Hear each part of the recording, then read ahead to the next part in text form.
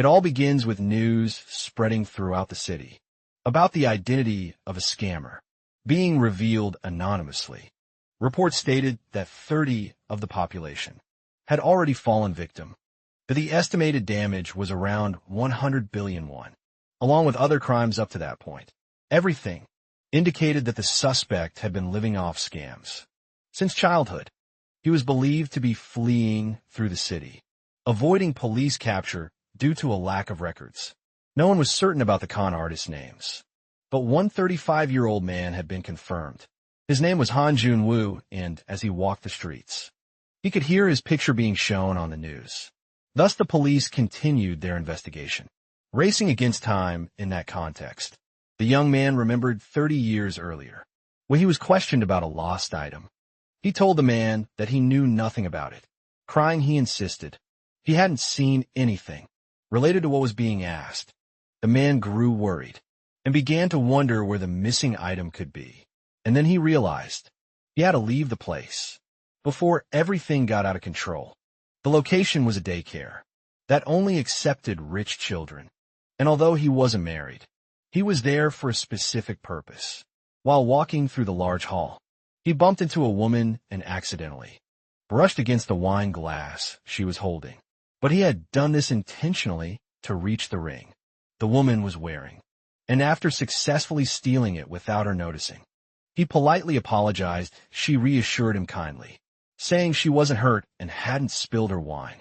As he left her, the man felt pleased that he hadn't been caught.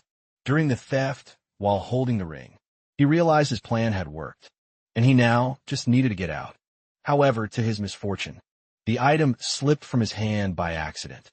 He then began to run desperately after the ring, as it flew through the air and landed somewhere on the ground. And he was sure he had seen it fall near little Jun-woo, which is why he questioned him about the lost item. But the boy cried and insisted that he didn't have it. The man grew worried that people would notice the crying child and decided to leave him, so he began to run away. As one of the staff members approached Jun-woo, she noticed he wasn't one of the children enrolled at the daycare and asked why he was crying. And the man, fleeing, was stunned to hear her say the child was an intruder. She asked him if he was the father of the unknown boy, and unable to believe what was happening, he quickly replied that he wasn't. However, to his surprise, Jun-woo ran toward him, calling him dad. He who had come there only to steal now found himself in a huge mess. Jun-woo began to cry and apologize, saying he wouldn't ask for toys anymore. The women nearby started whispering about cases where parents abandoned their children on purpose. Realizing that he wouldn't get out of the situation easily, he decided to take Junmo with him, pretending he was his son. They left the daycare and entered a quiet alley. The man carried the child by the arm. A bit tired, he looked at Junmo impatiently and asked what the boy's goal was. He set the child on the ground as he tried to understand why he had called him dad. But he didn't understand.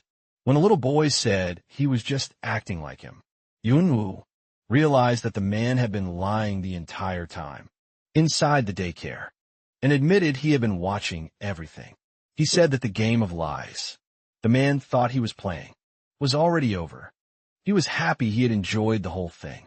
The adult asked about his home and his parents, but was surprised to hear the child say he had none. He then grew concerned about where the boy lived, learning that he was homeless. Jun-woo said he went wherever and did the same things he had seen others do, until the other kids were picked up from the daycare. No one noticed him, and no one cared as long as no one saw him. Suddenly, he remembered something he had kept in his pocket.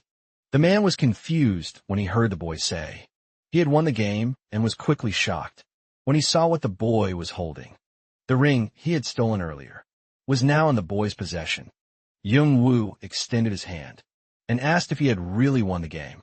The man began to recall the earlier moments when the boy had lied about not having it and hadn't realized that while crying, he had hidden the ring in his hand.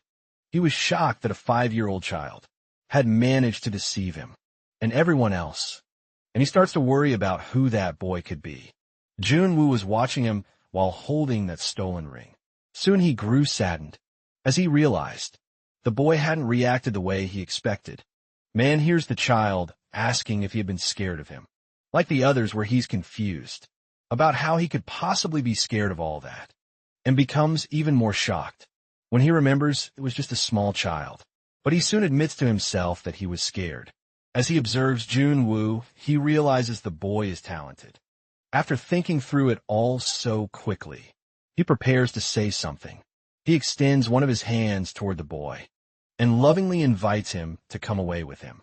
Jun-woo widens his eyes in disbelief and takes the man's hand, accepting the invitation. In that moment, the young boy knew his whole life would change, because for the first time he had gained a family, the first father of his entire life. Il-nam, however, there was something he didn't know back then. Along with leaving with Il-nam, he had gained 3 other fathers.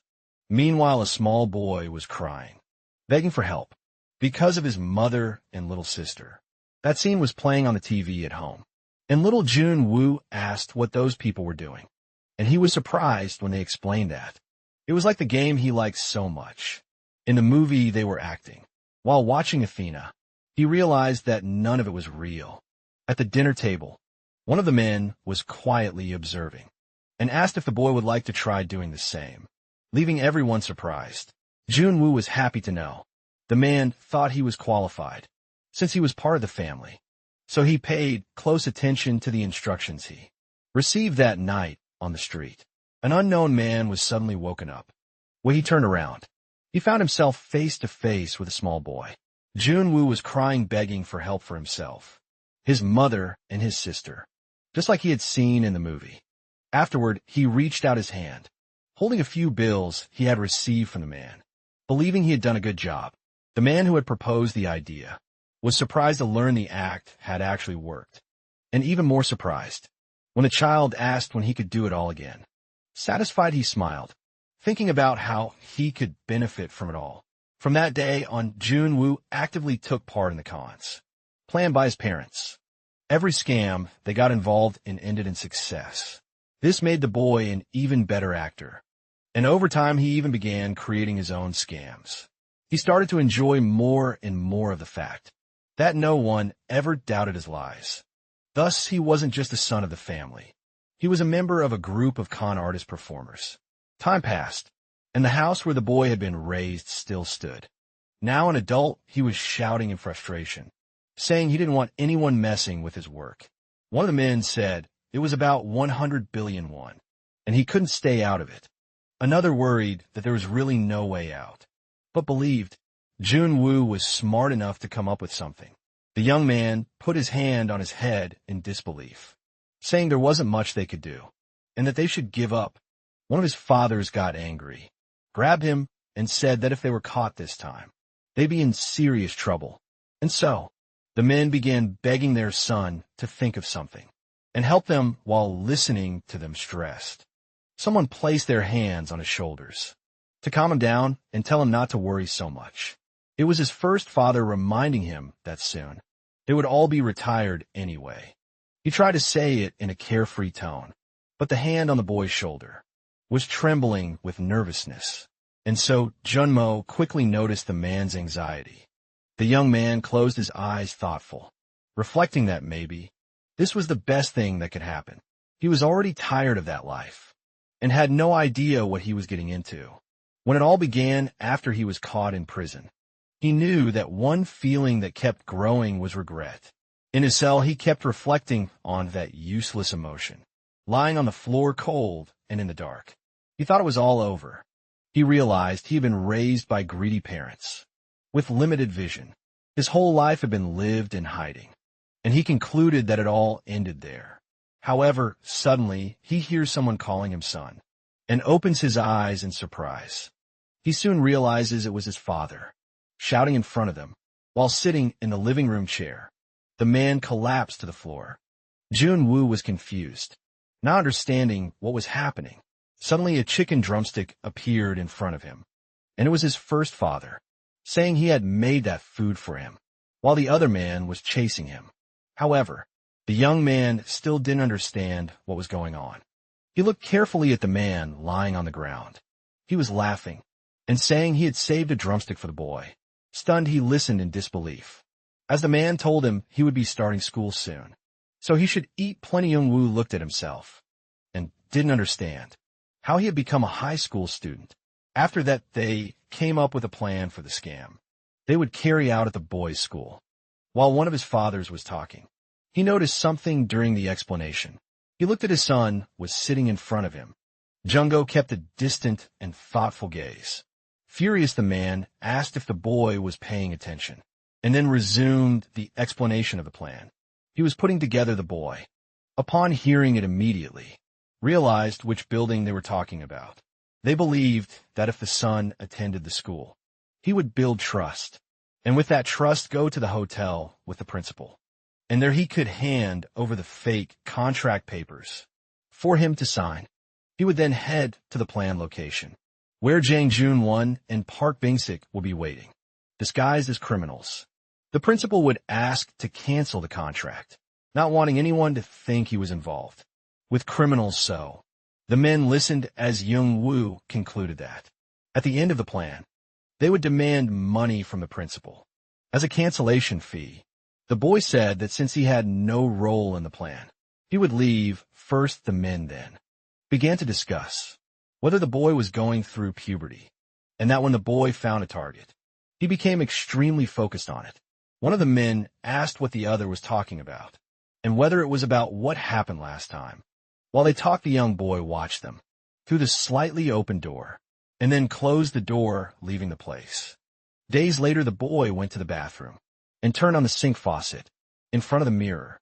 He realized that the conversation he had overheard had already happened in the past.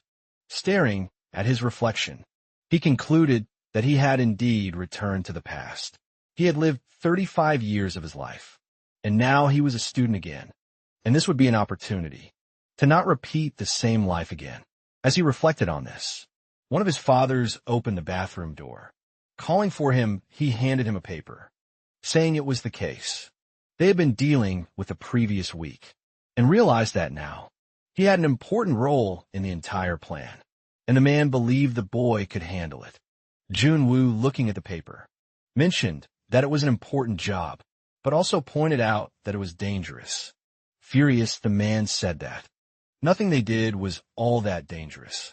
After saying that, the boy noticed the expected reaction from Jang Jun first, and he saw there was a backup rope plan in case of special circumstances, using a boat. But looking at the list of passengers, there were 4 names, and none of them were Jun-woo.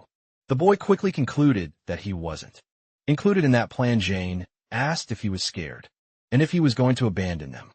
However, our hero replied that he would never do that, since he had been doing well so far. The man explained that the boy would attend that school because of the principal involved. That way the boy couldn't show his face recklessly or make friends. Moreover, he reminded the boy that they were the only ones who would accept him. No plan that had reached our young hero had ever failed. But if any did, it would have been because of his father's will. They controlled him, brainwashing him to serve their own gains, seeing him only as a tool for making money. Thus, that was the only way. The men feared the boy would be exposed to the outside world. Since he was little, he watched movies that encouraged him to act and lie. The men feared that if he changed his mindset, he might run away and leave them. But there was still someone who cared about him, and Jun-woo didn't understand why. He kept repeating so much about the boy changing his life. He tried to convince his first father that he wanted to keep doing that job because he liked it, and the man felt saddened by the boy's resistance to changing his mind in that memory. The young boy left him, convinced he was making the right choice, but it was all because at that time he didn't understand that his father wanted to protect him.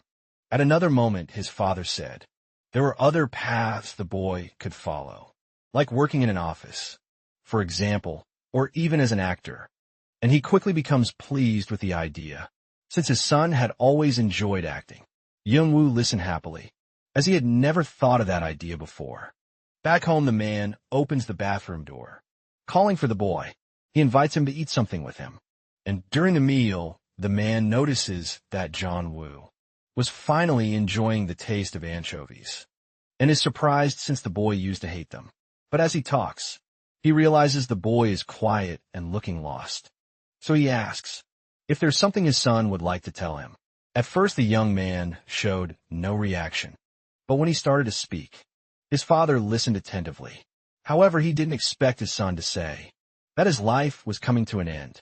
After that, at school, one of the staff members was trying to gather the scattered students. As he worked, the man could feel the mood. On that first day of the retreat, while gathering the group, they called for Han Jan Wu to join them. When the boy heard his name, he said he'd be right there. As a staff member, was informing the students of the instructions. The young man noticed something on his phone. His father had sent a text message, wishing him a good trip. The boy smiled as he read the message, and so the group continued their field trip on a bus. When they arrived at the location, it was already night and the weather was rainy. One of the bedroom doors inside the lodging was closed. A man sat alone, complaining that those kids were always causing trouble. But as he opened his box, he thought it was all this effort that made it worth it. And inside it, there were some bottles of alcohol he had brought to the retreat. Satisfied, he started planning that he could drink with one of the teachers that night, but suddenly he was startled when someone burst through the door of the room. He wasn't expecting any visitors and was confused about what was going on. John was stormed into the room furious. The man became angry at the boy for how he was treating the instructor. Our hero admitted he was sharing a room with noisy teenagers and just wanted to take a nap there. The instructor, confused, started asking for the boy's name and which class he belonged to. However, the man was furious and decided he would punish the boy, grabbing him by the collar of his shirt. The young man, caught in the moment, gritted his teeth in anger and then extended his arm, slapping the instructor and pushing him away. The man was stunned by the student's boldness. Still angry, Young was said. He doubted the staff member would actually call his supervising teacher, like he had threatened. However, while the boy was speaking, the open collar of his shirt revealed a mark on his neck. And so, the young man quickly realized his body was exposed. The instructor, upon noticing the boy's tattoo, started questioning who at that age would have something like that, and whether his family was involved in crime. But seeing the man's concern, Young Woo decided to stay calm about the situation. He chose to downplay everything and challenge the instructor once more to call his supervising teacher. However, the staff member had no information about that student. He decided he would call someone responsible as soon as possible and rushed out of the room. As Young Woo watched the man leave, he realized he could run off faster than expected. Sitting on the couch, he noticed a box in front of him and was pleased when he saw what was stored inside. There were the hidden drinks the staff member had brought to the room. In the hallways, one of the employees was explaining to an instructor that Junmo wasn't the type of student to cause trouble, but the instructor was still concerned about the tattoos he had seen on the boy, and so they decided to check the room. When he opened the door, the man shouted, calling for Han Jun-woo, but upon entering, he saw that the boy was no longer there. The staff member noticed a strange smell and asked if an instructor had been drinking alcohol in that room. While denying it, the other staff member noticed something odd and then pointed to the table. In the center of the room, there were several bottles, cans of alcoholic beverages, and cigarettes. The instructor tried to convince him it hadn't been him, but the man no longer believed him. He looked toward the window and saw that the night was rainy and concluded that the priority now was to find out where the boy had gone. Meanwhile, outside, Jun-woo was standing in the rain, far from the school's lodging. He was staring at the sea. The young man was deep in thought about everything he was experiencing at that moment. There he realized that yet another one of his little role-playing games had come to an end. He reflected on, thinking he would feel reborn after the small chaos he had caused. Stepping near the edge of the cliff, he realized that all of it had been nothing but lies. And in the end, he just felt strange. Until that moment, he believed he was living as if he were in a movie. But looking back, he was just a criminal. And, pouring out the last drops of liquor from the bottle, he decided that today would be the end of his life. He closed his eyes and felt the rain touch his body, accepting that it was the perfect day. For it all to be over, however, he heard someone from afar, shouting that they had found him in the rain. A few staff members began to question what he was doing there. He turned silently, looking at the men who had come searching for him. And so the staff began to shout, telling him to step away from that dangerous place. Then near the edge of the cliff, he decided that everything had been enough, and it was time to end it all. He took a step back, placing his foot on the edge of the cliff. He opened his arms, ready to throw himself. Meanwhile, all the men began running toward him to save him. He leaned his body backward, throwing himself off the great cliff, saying goodbye to the life he no longer wanted. And as he fell, it felt like the movie of his life was unraveling too. After all that chaos on a sunny day, inside one of the city's buildings, some people were talking. Two men were discussing a performance that was supposed to begin in about 5 hours. They began to consider the possibility of refund claims and compensation for tickets, since the person who was supposed to perform hadn't shown up patiently. One of the men ordered the other to send individual apology letters to the ticket buyers. The man grew furious upon hearing that, as trust was something crucial in business. He was Jew Mansick, and he had been a member of the National Assembly. About 5 years ago, because of that, many tried to take advantage of him, and he ended up betrayed by those he trusted most. While fighting for power, he chose to stay silent, and all that remained were manipulated scandals and abandonment. So the best thing to do was leave the political scene. And that's how he decided to start his own business. And that's how he began managing a small theater. 5 years had passed, and at first everything was fine. And even though it was just a small theater, it attracted quite a bit of attention. And being a small theater, his strategy of recruiting unknown actors instead of famous ones worked well. He knew very well that what would attract the audience was the name of a famous actor. However, what truly maintained the quality of the show wasn't fame. What mattered was how they could portray their roles and how deeply they could move the audience. That's why he had focused on turning actors into big names. And so, the theater became a place to discover new talent. But it didn't last very long. These young actors had their dreams set on Soul, not on that place. And as soon as they started there, once they gained some notoriety, they went off looking for other theater companies. This was the 3rd time it had happened. Dissatisfied Mansick walked through the halls, questioning whether the problem was himself or the world, but then he was surprised to hear voices coming from behind a closed door. He thought he must have left a film playing when he exited the room, and so he opened the door to check. However, he was surprised by the presence of a young man sitting in one of the theater seats. He quickly recognized the high school student who had shown up there before. And observing him, he noticed that his clothes didn't match the age he appeared to be. But every time he finished watching a film at the theater, he left a few bills behind, and the boy was possibly the theater's most regular customer. After observing the boy, he asked what his name was, but the young man said he didn't have one, which left the man confused, as he didn't understand why the boy wouldn't want to tell him his name. After hearing that he looked like a high school student, the boy admitted he was 17, but that he didn't attend school. As he left the room, he apologized and said he thought there wouldn't be any problem in staying there to watch.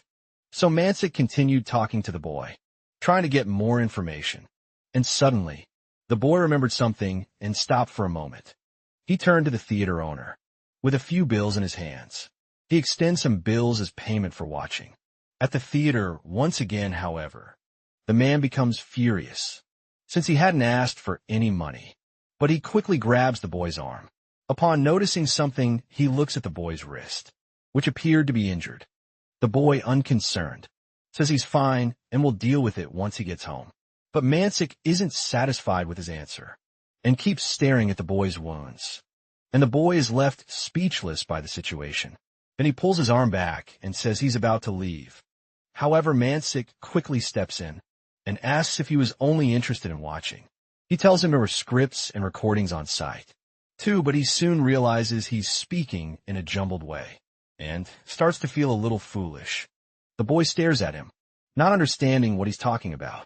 So Mansik invites him to stay a bit longer, get proper treatment, and then he can leave. After hearing this, the boy is surprised by the invitation. Then they leave the place and go talk at a diner in the city. While the boy eats, the man admits he didn't expect him to accept the invitation to talk. Sitting at the table, Mansik admits he doesn't understand why the boy subjects himself to the kind of work he does. Observing him, he notices the boy is young and good-looking, and there were better things he could be doing. While listening, the boy senses something different in the conversation.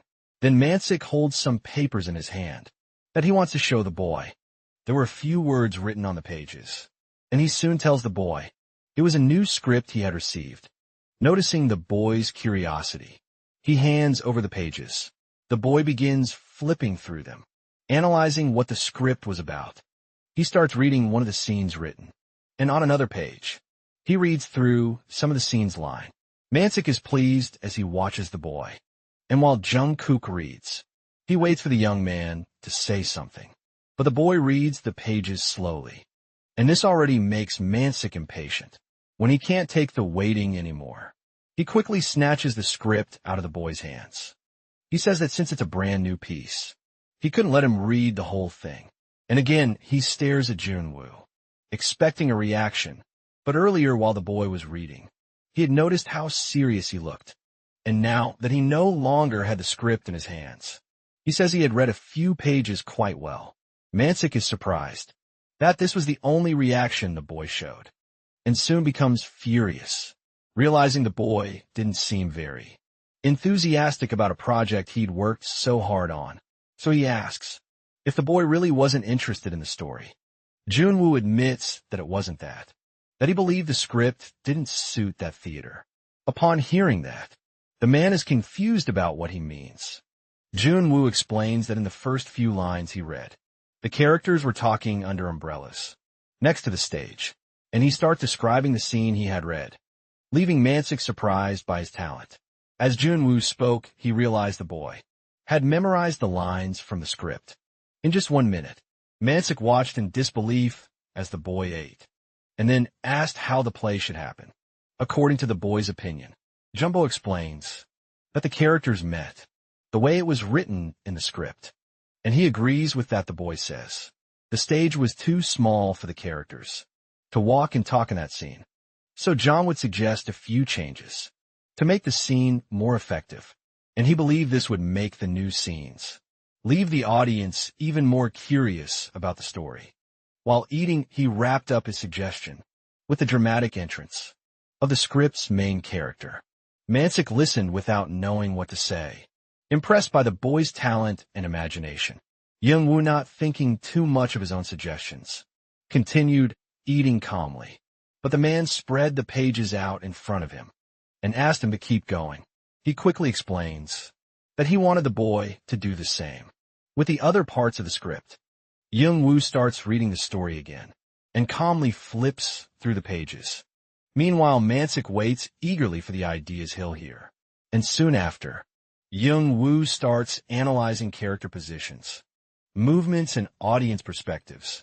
He also considers lighting, color tones, and temperature hues. In addition, he suggests a few seconds of breathing, pauses between each line, and he believed those were things that didn't require someone to be a professional to assess. Samantha is impressed to realize that all it took was a single comment from a boy to help him adjust his script. When he finished, the young man returned the papers, placing them back on the table in disbelief.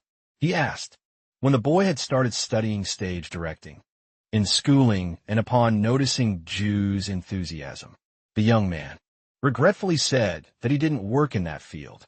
The man was even more impressed when he heard the boy admit that he had seen his first play only recently. He also admitted that his real desire was to watch a movie, but there were no cinemas in that city. Mansik felt his body tremble when he realized the first time he had seen that boy was 3 weeks ago, which meant he had learned all of that in just a few days. However, a theater play didn't involve just acting. As most people tend to think and practice, the reality is very different. It's an art created by several specialists like writers, music, lighting, and directing. But at that moment, that young man, just by reading the script, had understood all of that on his own. On top of that, he had only been watching plays for 3 weeks. And as he watched the boy, he still couldn't believe that in such a short time, he was capable of writing his own scenes. Ju, convinced by all of this, made a decision based on what he had witnessed. He admitted to the boy that he wanted him to do the same job, but this time with acting. Yunwoo became remorseful and quickly explained that he couldn't, because he didn't know the actors. The man, upon hearing that, concluded that the boy had a limitation when it came to writing dialogue. Mansik understood, believing it all depended on the actor's ability. However, the young man explained that it had to do with things like habits, or facial expressions that didn't go away with acting. In other words, if he didn't master that, he wouldn't be able to direct the actors properly. Ju, upon hearing that, was once again amazed by the young boy's ability.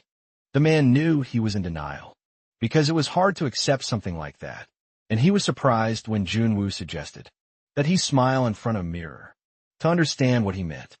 Junwoo had noticed that he dilated his pupils when he smiled, which would be ideal for a serial killer character. Once again, the man listened in shock. Not knowing what to say, Junwoo explained that he was just joking. As he got up to leave the diner speechless, the man realized that this boy had a brilliant talent. Noticing that Mansik wasn't showing any reaction, the boy asked if he was also leaving the diner. But getting no answer, he said he was heading out and thanked him for the meal. Once alone, the man, still impressed, felt as if he had been hypnotized. Mansik had many questions about the boy, but Sevelin, believing that he would find him again the next day. But the next morning, Junwoo had gone to the place where he worked in construction.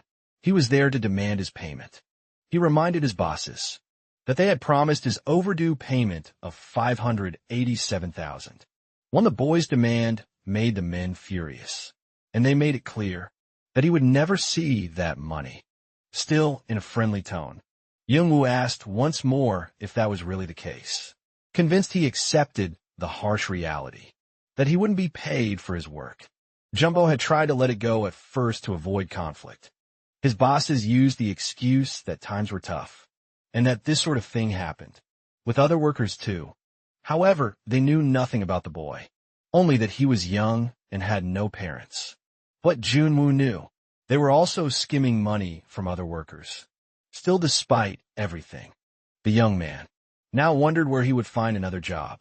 And suddenly, while they were talking, they were interrupted by Mansik, bursting in through the door. But before all that morning, Mansik had been waiting for Junwoo, sitting in one of the theater chairs. Growing impatient, he realized the boy was already late in showing up. While talking to one of his employees, he mentioned that the boy didn't attend school and worked in construction. As a suggestion, the man told Mansik to look for the boy at some of the construction sites. It turned out Mansik hadn't thought that he might be working, and he was surprised by the idea. So he ran out of the theater to look for Junwoo. He began running through the streets, hoping to find him. And after a short run, Mansik was already out of breath. When he arrived, he came across a huge construction site. There he noticed a small, closed room where he could hear some people talking. He decided to open the door to check. He entered the room yelling, demanding to know why they were cutting the boy's wages. The men were shocked by his sudden entrance and told him that the area was restricted. He grew furious and flipped the table in the room, throwing everything into the air. Youngwoo watched without knowing what to do while the man said it was shameful what the others were doing. He turned to the boy, calling him, asking why he was just standing there. Then he decided to leave the place, pulling the boy along with him. After that, the two of them left and returned to the theater. The young boy listened to Mansik complain about the behavior of those men. However, the young man didn't understand why he was so bothered by the situation. The man explained that he disapproved of that kind of behavior and that he should report them, and reminded him that he was an adult, trying to help the young man, and that he should be grateful. But when he finished speaking, He looked carefully at something he had just remembered. Looking at the boy, he noticed something different. His wrist, which had been injured, was now bandaged. He suggested that John would leave his construction work behind and come work there with him instead. But after offering the job, he suddenly remembered and began to think about how much money he had lost in the last month. But he was quickly interrupted by the boy, questioning the reason for all of that. Mansik also pointed out that working there, he could keep watching the plays he liked. However, the boy still didn't understand why the man was trying to help him. Mansik explained that his part-time employee had quit, and now he was looking for someone. New Young Woo noticed the concern in the man, who didn't seem to have much money, and was already worried about many things. He got offended when he heard that, thinking Young Woo believed he wanted to steal from him, and he became even angrier. When the boy confirmed that thought, the man said he would pay him, even if he had to work in construction in his place. After that short argument, he started to look thoughtfully at the boy. He began remembering the previous day and realized he didn't remember everything the boy had said, but he felt it was unacceptable to let the boy waste his talent on construction work. He believed everyone belonged somewhere, and he wanted to keep the boy close. While the man was reflecting on this, the boy waited in silence, but suddenly he was surprised when he realized the boy was showing interest in the offer, and he asked if by working part-time, he would also be paid for watching the plays. After that, a new day was breaking. Outside the theater, Mansik waited, standing leaning on a pillar there. The man started to wonder why the boy wasn't coming out. Looking at the clock, he questioned if the boy might be more meticulous than he thought. It had already been about a week since Young started working there, and that day, he was supposed to organize the rehearsal room mess. However, he should have started organizing 3 hours earlier. And when Mansik realized how much time had passed, he thought they might eat together. When the boy finished, so he decided to go to the room to see if something had happened due to the delay. And then he entered the room, asking how long it would take him to finish everything. However, he was startled by what he saw and stood confused, seeing the young boy crouched on the floor, with several books scattered around him. The boy explained that the shelf had collapsed, so he looked at the shelf, with all the scripts organized, and concluded he already knew what had happened. He believed that while the boy was organizing the room, the shelf had fallen over, causing him to lose time, but even so, looking around, other books were also spread across the table, and other things were out of place, like a flower vase fallen onto his things.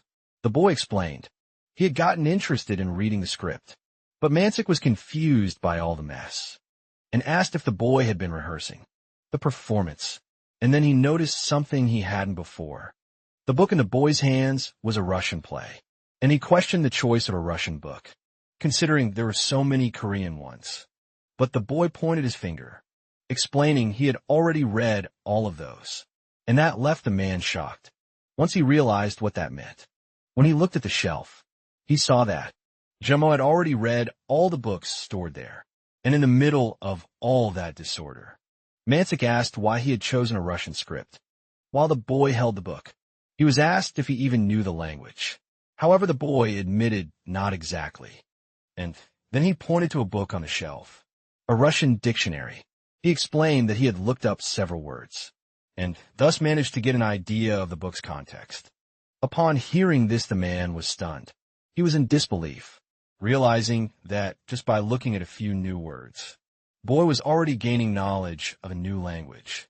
He began observing the book in the boy's hands, once again, and soon realized which work it was.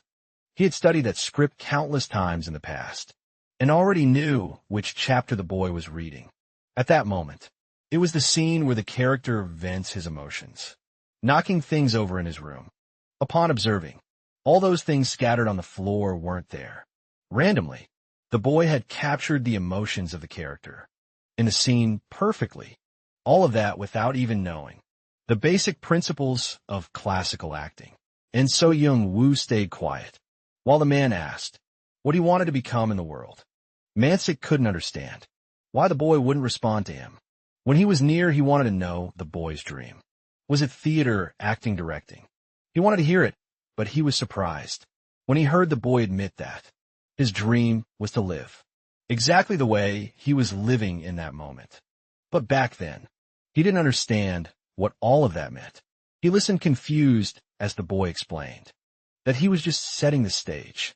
Before the scene began, John Woo showed no reaction when a man asked him if he would start acting. But Mansik was satisfied to realize that the boy hadn't rejected the offer. He was also surprised to notice that the boy was interested in acting, as he had assumed he was focused on directing. Then it started to make sense. His great interest in watching the stage performances. But he emphasized that he still believed the boy had more talent for directing than acting.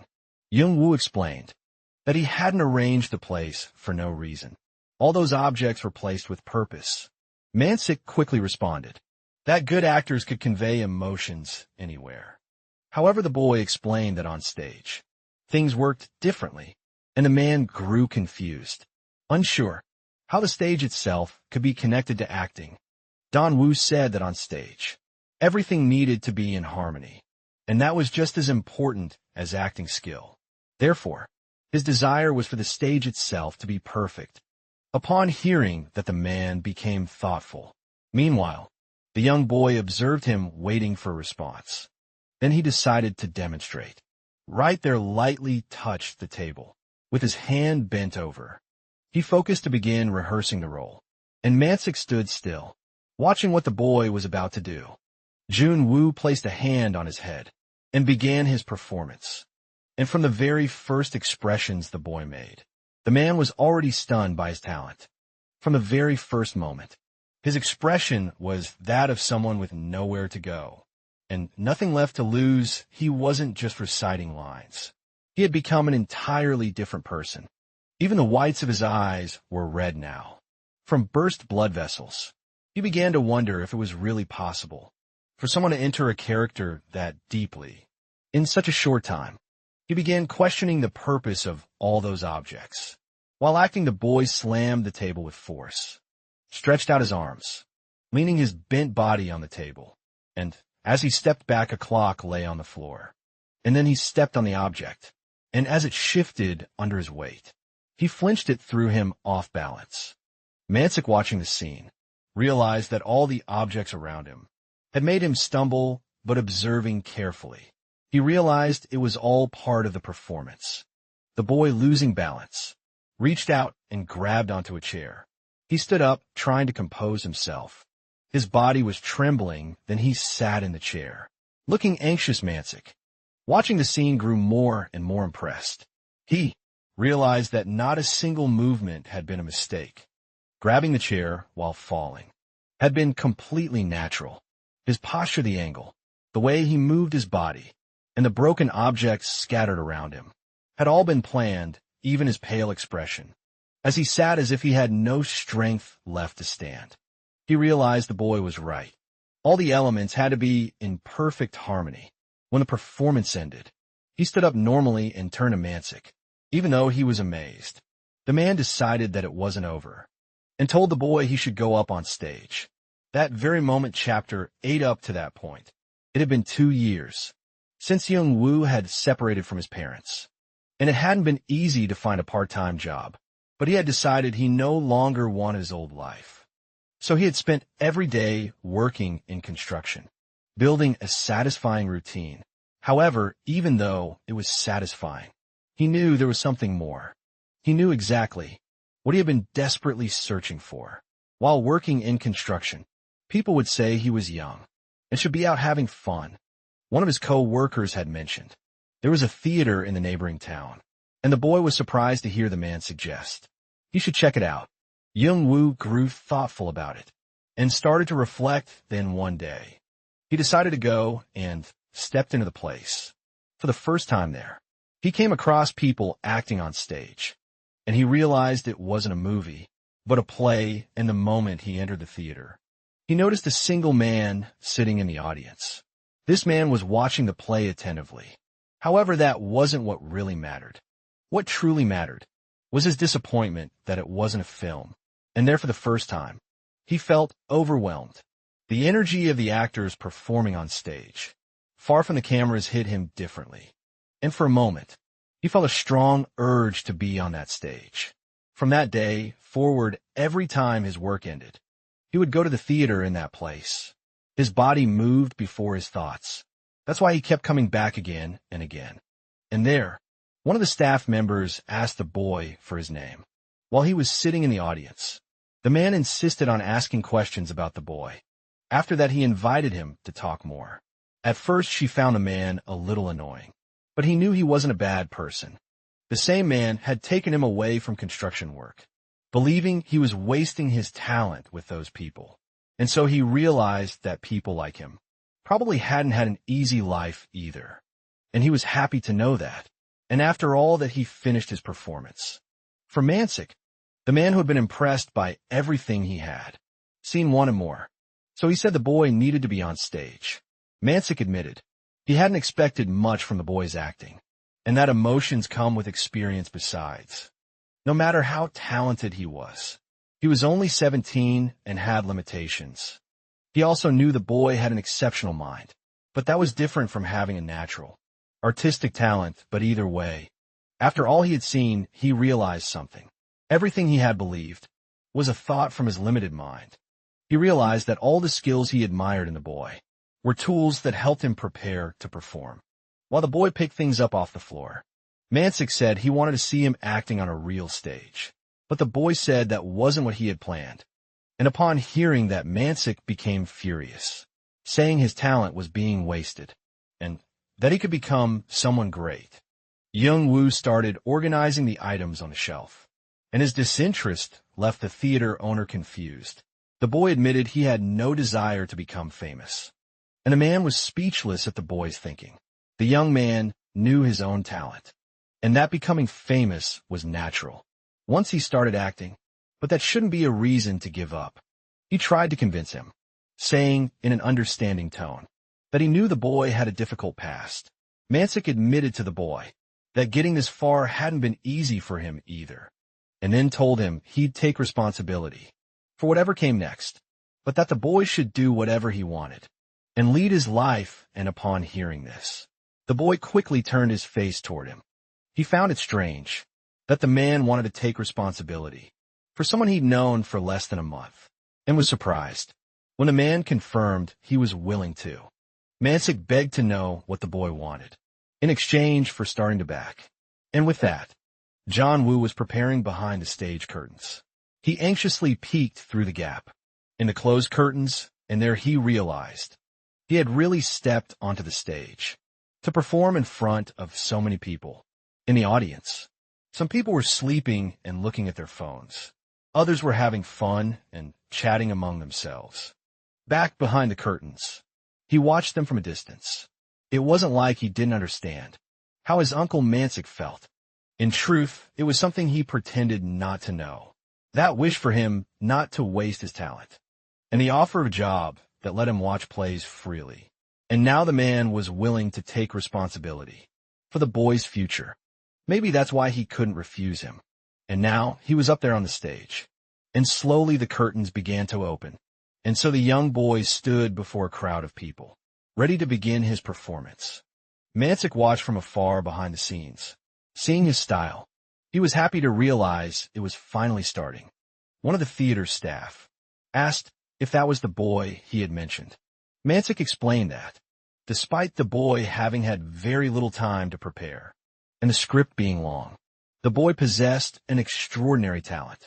Thus 5 days would already be an impossible amount of time for anyone to prepare without learning the basics of theater. But he told one of his staff that the boy hadn't had 5 days. He had only a few hours. Mansik revealed that young Jun-woo had only had 12 hours of preparation since the script landed in his hands. And even so, the young man was there, ready to begin the performance. After the curtains opened, the boy extended his hand to begin the scene. Seated in a chair with the spotlight on him, he began his monologue. People in the audience started whispering about what they were seeing, and in no time they were stunned by the boy's talent. He recited his lines and in a touching manner began crying during his performance. The scene was about someone who had been left behind, and the emotions they experienced because of it. Everyone in the audience grew more and more amazed by his talent. The boy acted out the line that he couldn't have done anything differently. He stood up from the chair, forcefully letting it fall to the ground.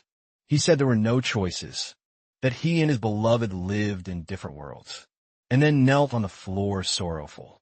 And so the audience was even more moved by the story. The theater employee watching from a distance was impressed. He asked Mansik where he had found someone like him. Mansik realized that even without a voice projector, everyone in the audience was focused on his performance. The man explained that it wasn't about memorization.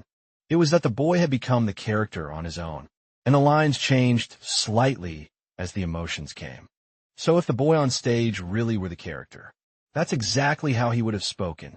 As the play continued, a woman slowly entered the stage. The character greeted Jungkook's character. Looking at her, he called her Ellie, and at that moment, Ellie collapsed into the boy's arms. He wept as she delivered her lines, until suddenly she forgot what she was supposed to say. Mansik panicked as he realized what was happening. Unsure of what to do, he saw that the girl had forgotten her lines. It wasn't uncommon an actor with little experience could easily forget their script on stage.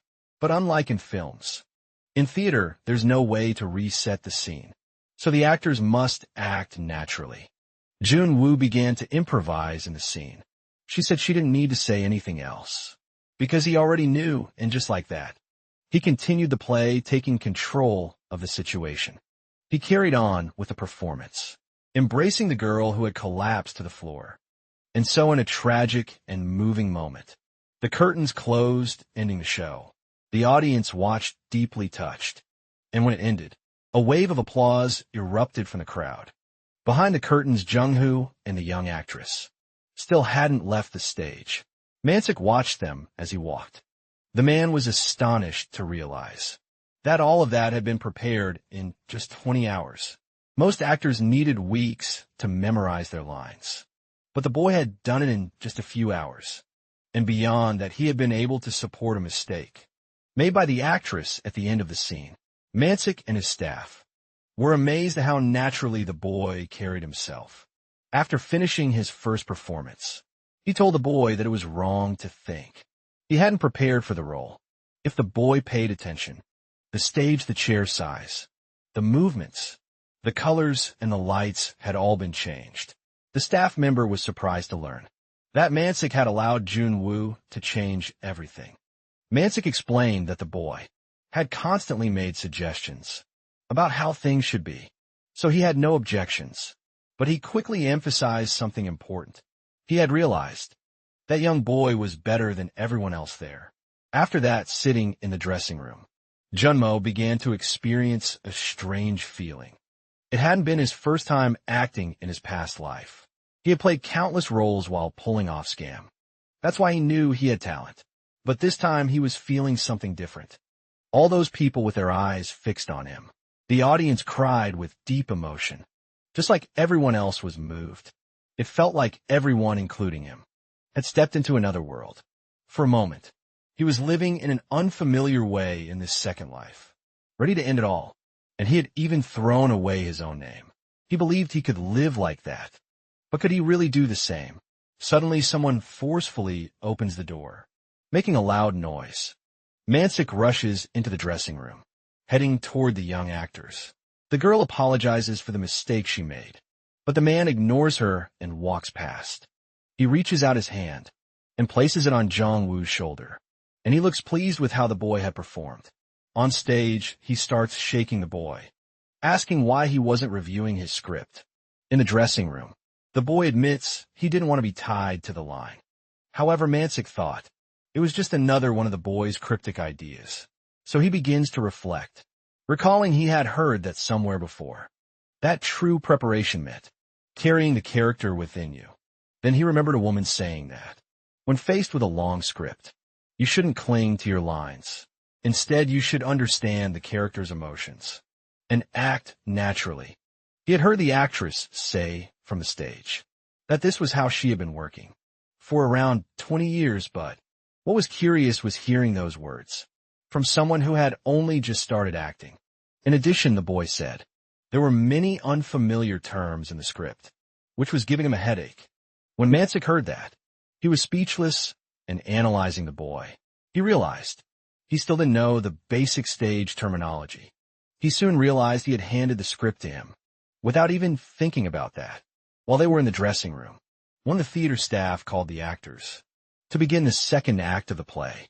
Yun Wu stood up. Mansik was surprised when the boy called out, and he turned to the man and told him he'd be back soon. On stage, he continued his performance alongside Ellie. He delivered his lines with confidence and smoothly carried the story forward. At the end, the audience applauded enthusiastically and joyfully. However, someone was watching from afar. With a serious expression, this man felt satisfied, knowing he had finally found the boy. Time passed, and on the day after the performance, the young boy was inside the theater, sitting on the floor. He was reading some books and scripts, but he was soon interrupted by someone. Young-woo looked up to see Mansik holding a bag. Then the man poured some books he had brought. Onto the floor, the boy looked surprised, and the man said that while studying might not be fun, it would be useful for him. There was only one bookstore in that entire town, and he had gone there despite the heat. Jun-woo, holding one of the books, concluded that the man must have been bothered by what he had said about not having them before. Still seated on the floor, the boy started flipping through the new books he had to read. Watching him, Mansik thought, the boy probably didn't even need to study that kind of theory, and he began to wonder if he was repressing the genius instincts the boy displayed. But to his surprise, the boy found the reading enjoyable. He admitted it was the first time he was studying that subject, and it was more fun than he imagined. Mansik was stunned to learn this was the first time he had read something like that, and the boy admitted that it wasn't just actors who were capable of acting well.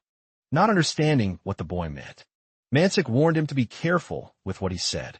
Outside that room, Junmo quickly pointed out that it was the man who got involved in things without thinking first.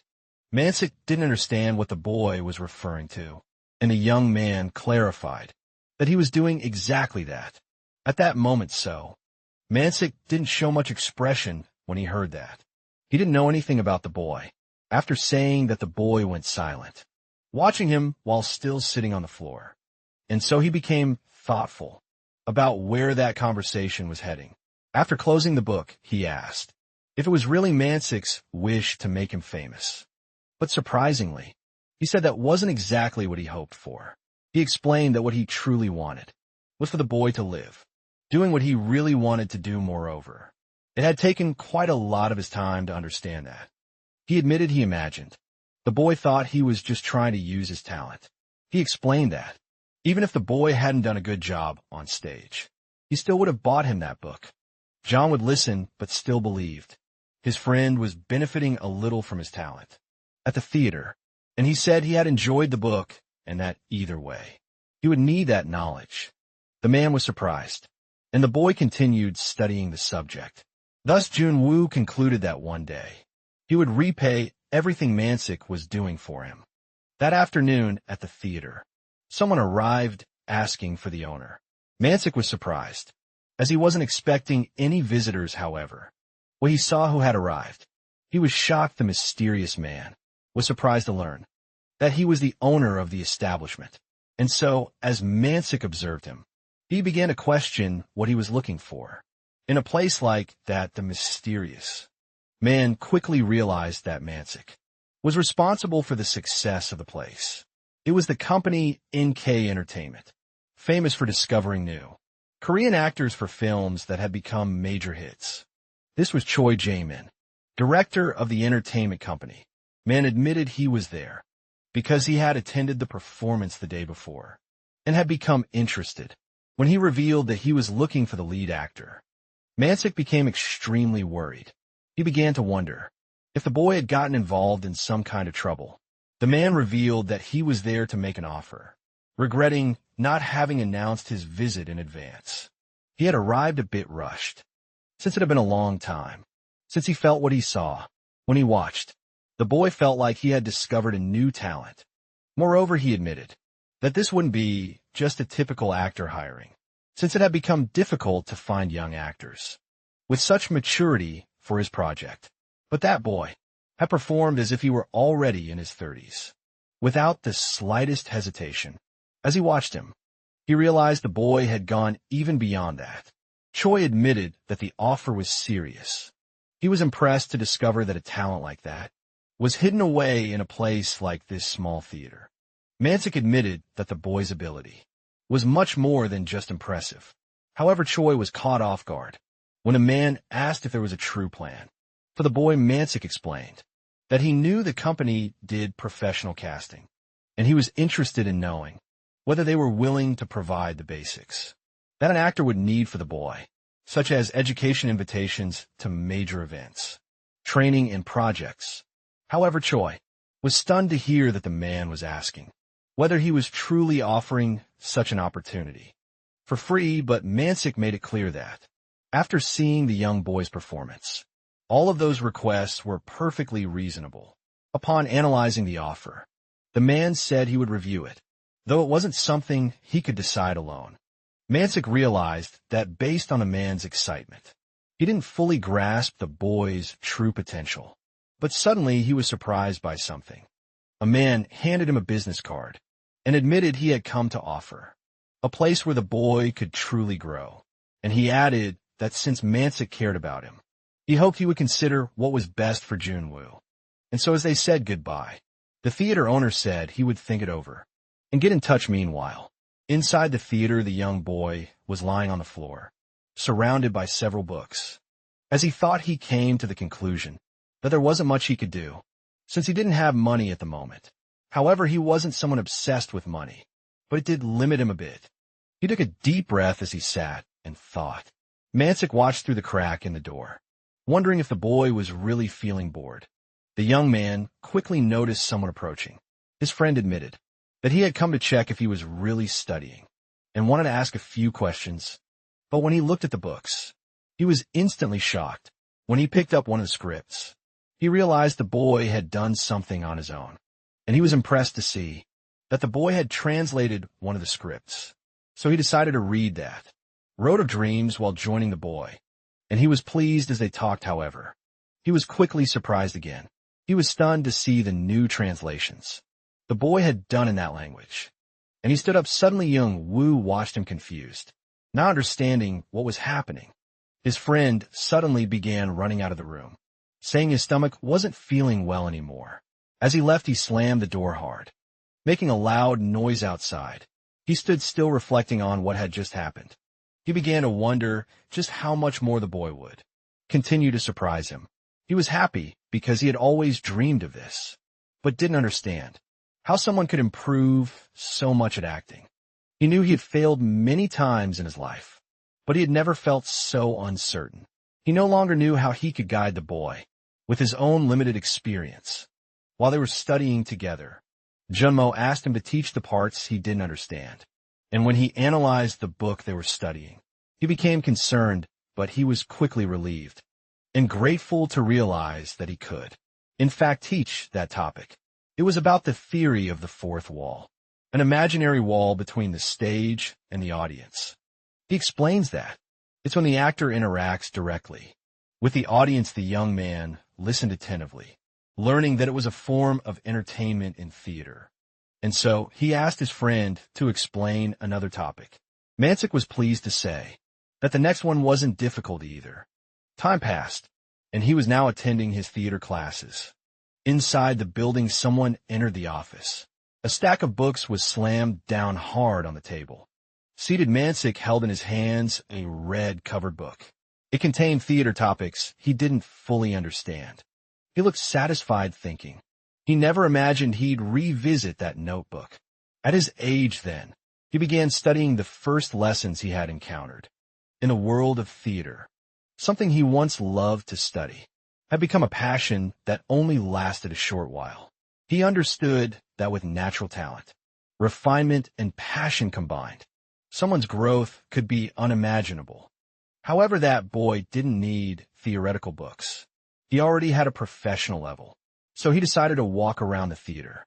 To check something, he watched the young boy. He knew he could memorize scripts perfectly with ease. He could absorb emotions, the habits of characters, and understand lighting and scene angles. So he knew that this was a true artistic level. Young had already rewritten dialogue by capturing only the character's emotions. While analyzing the boy from afar on stage, he came to a conclusion. He held the card that Choi had given him and thought that it might be a good option. So he decided to call Choi Jae-min and invited him for a face-to-face meeting to discuss important matters. After that, the men went to a diner in the city. John-woo calmly sipped his drink, and Mansik waited patiently. As he watched, he wondered what more he could do. He convinced himself that he had made the right decision. They would discuss the offer and propose terms. So while on the phone with Choi, he explained that they would go over everything, together with the boy. Choi explained that he also wanted him to see Jun-woo acting with one of his scripts, and asked them not to feel too impressed, as watching actors perform was part of the process. During the call, Choi concluded that a good offer from the company would not be rejected by the boy, so Mansik started to reflect thoughtfully on the boy's behavior up to that point. When he had explained all of it to Jun-woo, questioned how he could change his mind and persuade him. While at the restaurant, Jun-woo ate his meal, and his friend Mansik watched uncomfortably, saying he felt strange around the boy. He asked if the young man had ever been to Seoul before, and surprisingly Jung-woo said he hadn't, since he had never traveled. Hearing that, Mansik was shocked, unable to understand how he had never gone anywhere when the opportunity was there. But he quickly realized that wasn't the point. They were there to talk about something else. So he asked if the boy had heard of the Yusin building, and said he'd be surprised seeing it in person. Excitedly, he said it had 63 floors. However, the boy didn't show much interest. He continued eating quietly. Mansik explained that Seoul would be tomorrow, and invited him to come along. He said it was a place completely different from rural areas, and mentioned other tourist spots the boy could visit. But the young man remained silent, trying to stay enthusiastic. The man began to think of how he could convince him, and soon admitted he wished the boy would at least take a look at the city. However, Jun was still seemed disappointed, and said that he had a friend who was very greedy when it suited him, but Mansik listened in disbelief, and he began to wonder if the boy already knew everything. I questioned whether he had overheard the phone conversation, or if Choi had already contacted him earlier. Then he concluded that he probably should have discussed the matter with the boy beforehand, but before he could say anything, Jung-woo showed interest in going to Seoul the next day. So he became curious whether the boy wanted to visit any specific place there, and he began to reflect, admitting that he didn't want to take him because he thought he needed professional training, but because that company could offer him much more than that. So Jomo listened to him, admit that even though he didn't know him very well, he knew they could help him. He believed the boy needed to meet people on his level, and that his theater was only a temporary stop. For someone like him, if Jun-woo didn't evolve, he would become stuck in that stage of acting. After hearing the explanation, Jun-woo became interested in finding out where the place was located, and his new friend explained that it was the company, NK Entertainment. But the young man didn't show much emotion and patience. The man no longer knew how to convince him. He then decided to ask if he was going, but received no response. So he began talking about NK Entertainment. As they headed to the location, he asked if it was the production studio he'd seen on TV, with all that new equipment launched that year, and soon heard the man confirm it. While checking the window, as they spoke, they were greeted by a staff member. She led them to the door of a room and asked them to wait. Mansik took a deep breath, seemed to calm down, and prepared himself for what was to come. He then extended his hand to reach for the doorknob. Outside, Junlu asked if his friend was going in with him, but the man explained that he was only opening the door for the boy. As he entered, Mansik wished him a good conversation and told him to come back safe. So while walking into the room, he heard someone welcome him. Inside, two men were waiting for the young boy. Choi extended his hand, pointing to a chair and inviting him to sit. Jun-woo, while observing, immediately recognized Choi Jae-min and realized that sitting next to him was someone else. It was Gil Juno, the acting director of NK Entertainment. And so the young boy calmly entered the room to talk about whatever they could, and he stared at them closely, analyzing the situation. He reflected deeply on Juno's importance within the company. He had been such a famous actor at one point, and anyone who liked movies would know who he was. And currently, he was playing supporting roles. And someone like him wouldn't normally appear in a place like that, which meant he was there with a purpose. Choi began the conversation by kindly asking the boy's name. The boy explained that he didn't have a name and was planning to choose one at that moment. The man, upon hearing that, found it curious that he wasn't called by anything. Additionally, upon analyzing the boy, he found it odd that he wasn't the slightest bit nervous in his presence, and he began to believe Jun-woo knew who he was, considering that he lived in a small town. Choi suggested they get to know each other gradually, and explained that he had been impressed when he saw the boy's performance at the theater. During the conversation, the young boy explained that he had started acting 2 weeks before that performance, and he admitted that it had been his first time doing that kind of work. Choi was stunned by what he was hearing from the boy, and as he processed what he said, he wondered if it was true. He placed a book on the table and explained that he was planning to bring the boy into his company, and so Jung-woo held the book in his hands. It was called Miraculous Change. He remembered seeing it in his past life, a story about a high school student and a teacher who had switched bodies. While he read the script he'd been given, Choi watched him silently.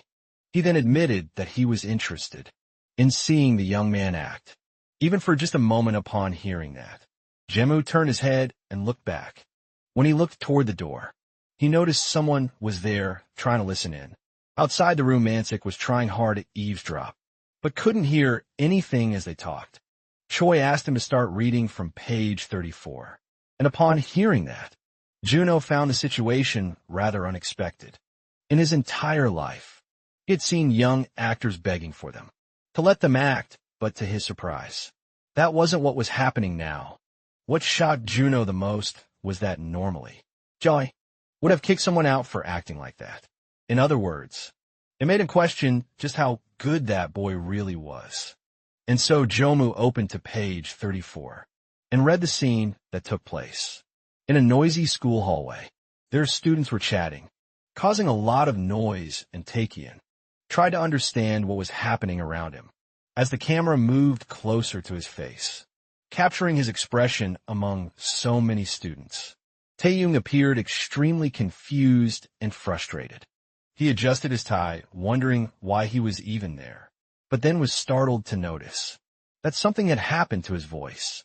After finishing that part of the scene, Choi turned to the boy and said that it would be an easy line to try. Jung-woo started forming a script in silence, and once again looked to the side distracted. He kept glancing at the door of that room, thinking about his friend Mansik. He looked for a moment at the ceiling, in the corner of the room. Lost in thought, he placed the script back on the table, and admitted that he couldn't do it. Choi, confused, tried to understand if something had gone wrong.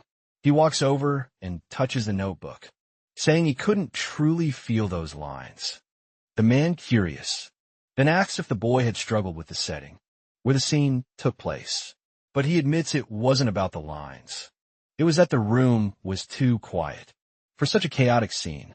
There were sounds of skateboards, laughter, and the wind blowing through the window.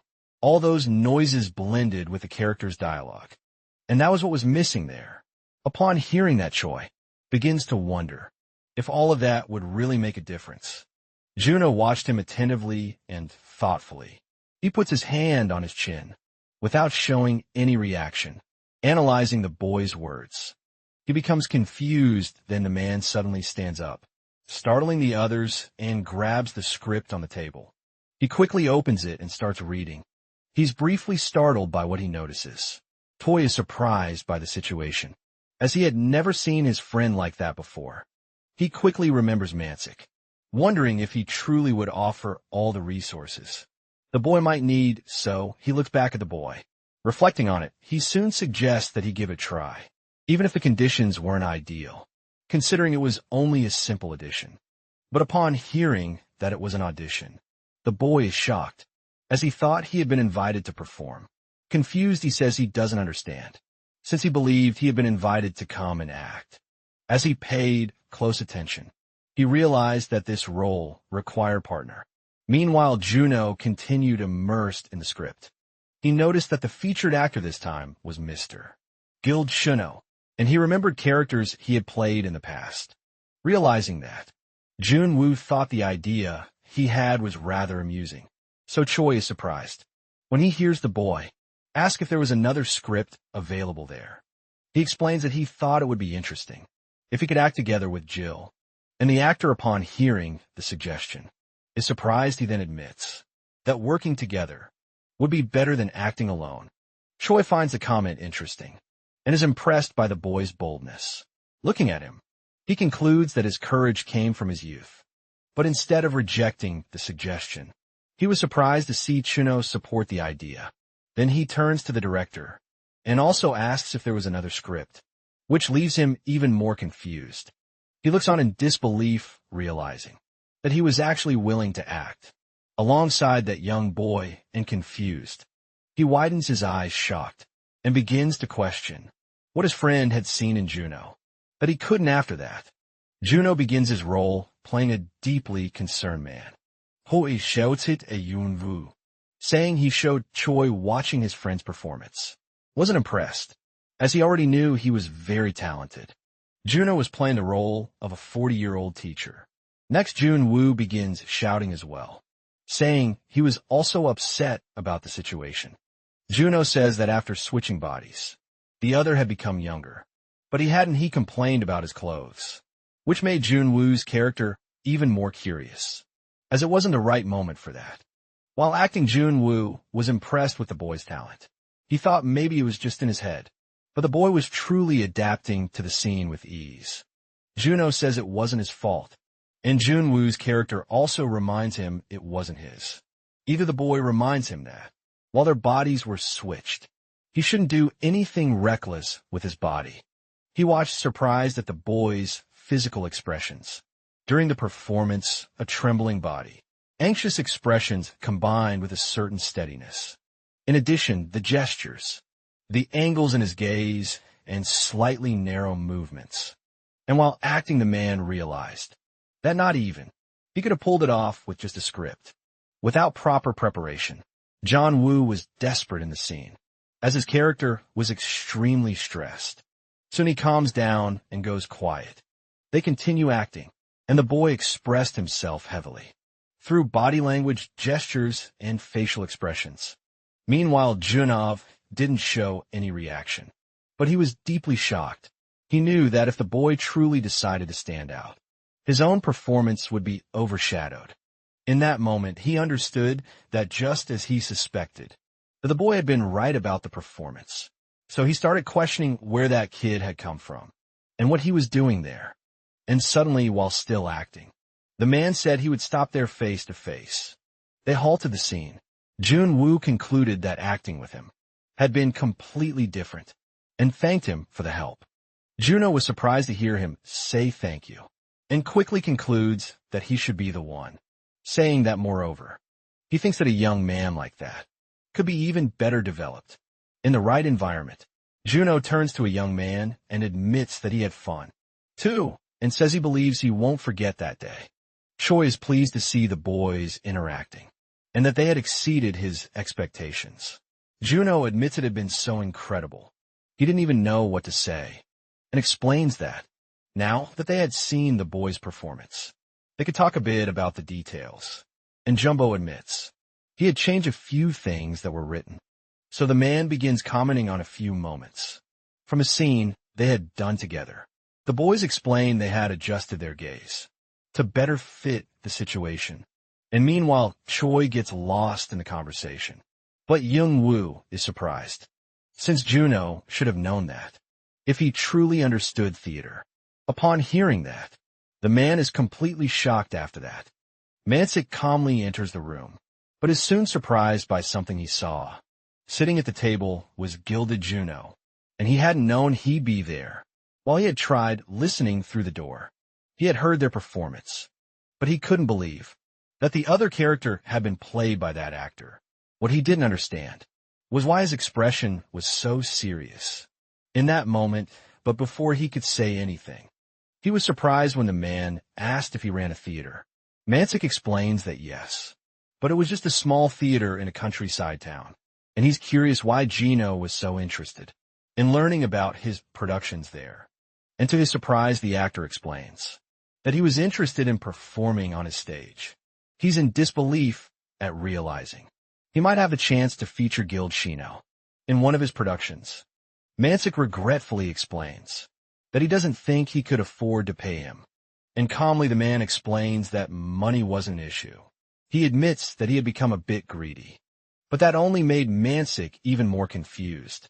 When it came to the subject of greed, he admits that if the actor had reached an agreement with Junwoo, there would be no problem.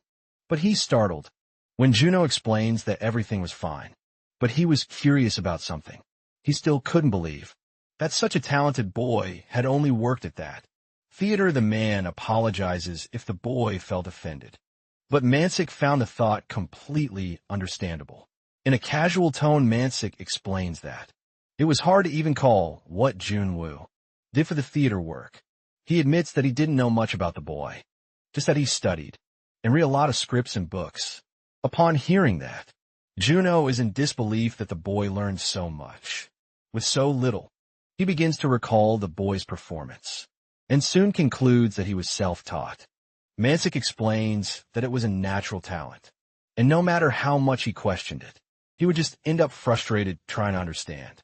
Still afterward, Juno explains that he was still interested in working at his theater. Mansik listens to the proposal satisfied. The actor gives a light, content smile, and so the two seal the deal with a handshake, eager to work together after that conversation. Joma waited outside, observing some paintings. He analyzed them closely, while thinking about the conversation he had just had. He stayed there, observing what each depicted scene was about. Thoughtful. He showed no reaction. He began to recall the scenes he had lived through while teaching alongside Juno, and even so he still showed no reaction. He was soon interrupted by Choi, who arrived and greeted him. The man looked happy and satisfied, even before saying anything. Yun Vu Sis. He was about to ask if the man truly wasn't interested in being part of his productions, and so the young man watched him, considering the opportunity. However, the man is surprised when he hears the refusal. Choi respects his decision, but admits he had never felt so disappointed before. He hands him a card, saying that if he ever changed his mind or needed help with his performances, he could reach out, and the conversation ends with the boy agreeing. Afterward, they return to the theater as usual, though they mess around with some tools. Mansik was tired, but had finished what he was working on. He looks at it satisfied, and concludes that he believed the boy and Juno will be able to work well together on that stage soon. It's Junwoo who asks him what he's doing there so early. The boy explains that there was a staff member there, so he didn't understand why Mansik was handling that. Mansik thought the boy's thinking was practical, but he hadn't minded doing it himself. John would listen to his friend say that maybe it would be a good idea if the guy stopped pretending a little and just had some fun, and without saying anything, he watched as he walked down the stairs. I went down, grabbed the ladder leaning against the wall, and put it away. The young man, upon looking at the place, was surprised. Mansik admitted that he had adjusted the entire setting, just as the guy had recommended. He fixed every detail, and that had truly impressed him. Youngwoo honestly didn't believe that small details could make such a difference. At that moment, the young man realized he had never noticed. His friend had studied theater for many years, and right then he saw that Mansik had high expectations for the performance they would deliver. He then admitted that the setup had indeed turned out much better. It was then that he decided to try something. Mansik admitted that maybe it was to try fixing what still needed work afterward. and he quickly turned around. He pointed out that he was still curious about something. He admitted that, no matter how hard he tried to understand, couldn't figure out why. The guy had turned down NK Entertainment's offer. However, Jimin chose not to answer. His friend said that if he had accepted, he would have had the chance to write and work on famous scripts. Mansik admitted he had never truly understood the boy before, but he was genuinely curious about that. Yet again, the young man simply didn't answer, and suddenly he said he simply didn't remember. Mansik pushed him to answer and asked if maybe he had done it for him, but the boy ignored him and invited him to go grab a snack. So they left the theater while chatting. After that, when they returned to the place, a door was wide open and people were talking inside. Mansik looked over discreetly, curious to know what it was about inside. He saw Chun-ho writing something down and wondered what the actor was looking for. There in that room, he was having a quick talk with Chun-ho. Without realizing it, he figured out what it was about and quickly concluded they might be rehearsing a bit together. Later on, at another moment, Mansik walked through the theater right after waking up. That was when he came across Juno, who had been coming there every morning to practice, but he still thought the behavior was suspicious. Instead of focusing on his acting, the actor always seemed more interested in discussing acting with Junwoo. Then he overheard someone ask why Junwoo just wouldn't leave. Mansik admitted to a guy that he still didn't know the reason, so he watched thoughtfully, sitting on a bench. The actor seemed somewhat confused and impatient.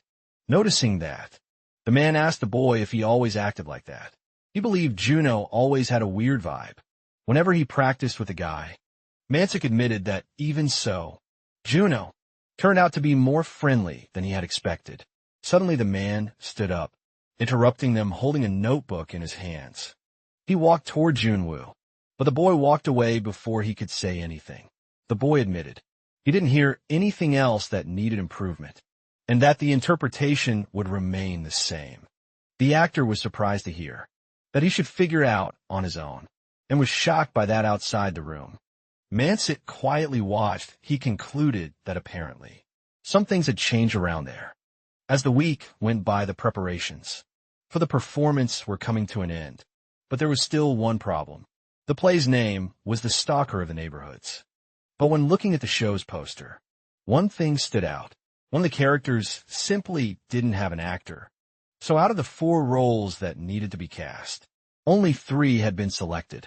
While using the computer, he thought about it. And there he was, reading some posts on the online theater community. Yul Jano had been cast as the detective Anton, and as expected, people were very happy about it. He figured he should feel relieved. However, his concern was still about the fugitive Pavel. And people also noticed that no actor had been selected. So with only a week left before the performance, someone was still missing. In other words, they couldn't perform without announcing the full cast. As he opened the auditorium door, he wondered who would be there that late at night. When he walked in, he was surprised. He stared in disbelief at the room. On stage, Junwoo was finishing setting the scene, leaving it spotless. The boy quickly realized someone had arrived. He was surprised to see his friend there so late, and concerned, he asked if Mansik didn't like it. Speechless, the man looked around stunned. It was as if he couldn't recognize his own theater. Jung-woo explained that, after reading so many theory books, all that knowledge couldn't go to waste. Simple objects had been added to the set, helping to create a better atmosphere. However, Mansik was in disbelief when he realized that the boy had modified what he had already prepared. Nevertheless, the boy explains that he had done much more than just observe the work. And upon hearing that, the man is left speechless. Meanwhile, Mansik kept looking at the boy and the whole scene around him, and he notices something that impresses him. Junwoo is tired from all the work and runs his hand across his forehead and then fixes his hair. But that small gesture made his friend start thinking, and upon realizing something, he asks if the boy had always been that handsome.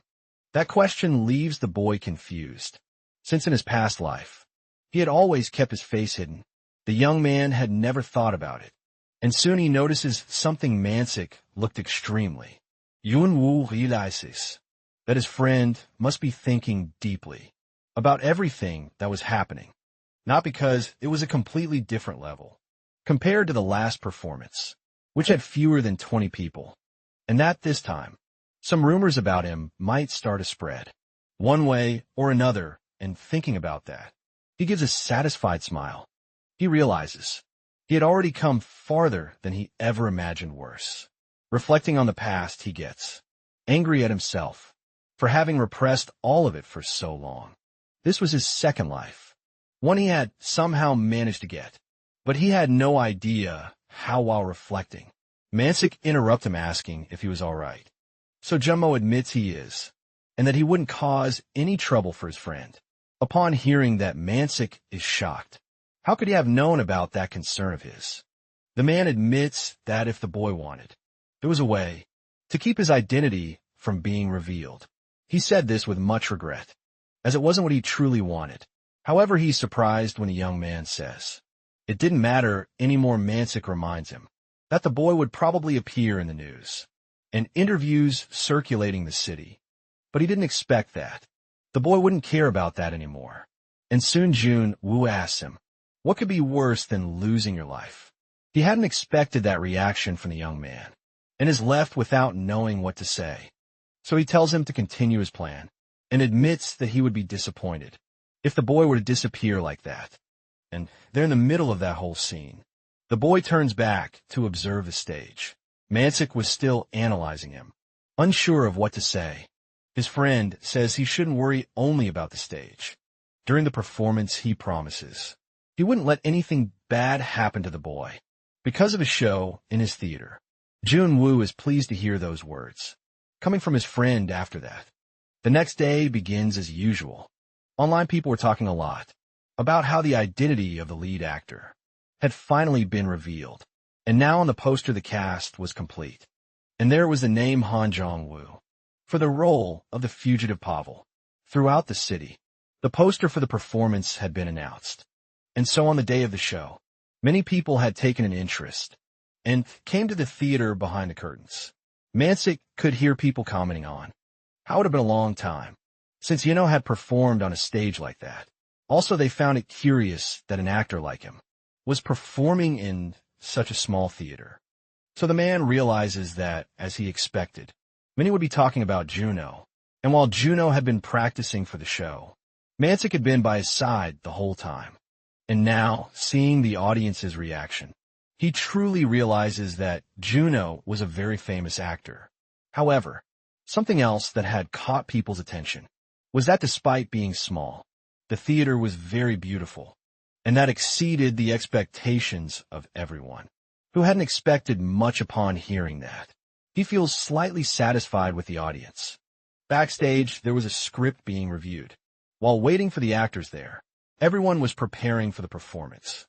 Meanwhile, Junwoo was looking at himself in the mirror, deep in thought when his friend arrives. He admits that he felt as though he didn't recognize himself, and when Mansik looks at him, he's also surprised. Junwoo quickly turns his head toward the man. He was all dressed up in a way that was not as usual, ready to begin the show in the story. 10 years ago, Detective Anton had lost his family and a leg because of a man, and that's when the chase had begun. And besides that, there was also Pavel, a fugitive, who had gotten involved in all of it by mistake. In the end, Juno would play the detective who carried deep anger, and Junwoo would take on the wrongful imprisonment of Pavel. So it was a never-ending chase, full of misunderstandings and surprises, until the very end truth was hidden, and the characters' psychological issues were the key. So, as the performance began, a wooden cane struck the floor with force. It was the detective walking in. Using his cane, he said 10 years had already passed. It felt like an eternity, but to him, it hadn't been that long. The audience was already impressed with the little acting they had seen from the performer among themselves. They agreed it wasn't something they saw every day. Meanwhile, Mansik watched from afar, wondering if the man's acting was always that good. He found it definitely different and surprising. Very good, so Juno continued, reciting his lines, bringing the play to life. And in the dark set finally, Juno's monologue came to an end. He then realized that truly good actors were something else entirely. The audience, so impressed with Juno, didn't expect there was still more to be amazed by. But suddenly, everyone was startled by a voice from the back, saying the detective had turned him into a monster. Junwoo's role was of a grown man, who had indulged in all kinds of bizarre crimes. For a long time, despite being only 17, his voice naturally fit the character. So he continued acting as his outraged character. The audience was simply shocked. From a moment his words began, no one in the theater saw him as a teenager. Mansick watched with excitement. The audience was breathless. And more than that, they couldn't take their eyes off Junwoo. Finally, the climax in the story, between the detective and the fugitive, had arrived. A heated argument between the two, where Ant cornered the boy's character, leaving him with no way out. Pavel felt suffocated and misunderstood by the man. Then he shouted that it hadn't been him. Even Juno was shocked by the character's outburst. And suddenly, Pavel's mood changed and the boy was no longer smiling. In a twisted manner, he began laughing a little and saying he was being serious. A woman in the audience was speechless. People simply had no reaction. Mansick watched from backstage, trembling with nerves, and soon he felt a rush of premonition. Like every time Junwoo revived one of his lines, it was an overwhelming presence, a passionate performance in that way. Everyone in the audience was stunned. Backstage, the staff and NK team were also watching. Even Juno's manager was impressed. Everyone had been captivated by Jungwoo's performance, and they were all left speechless. And finally, when the show ended, the curtains closed, and slowly applause began to break out. The audience erupted in cheers. They had loved the performance. Backstage, the actors were relieved and proud of their work.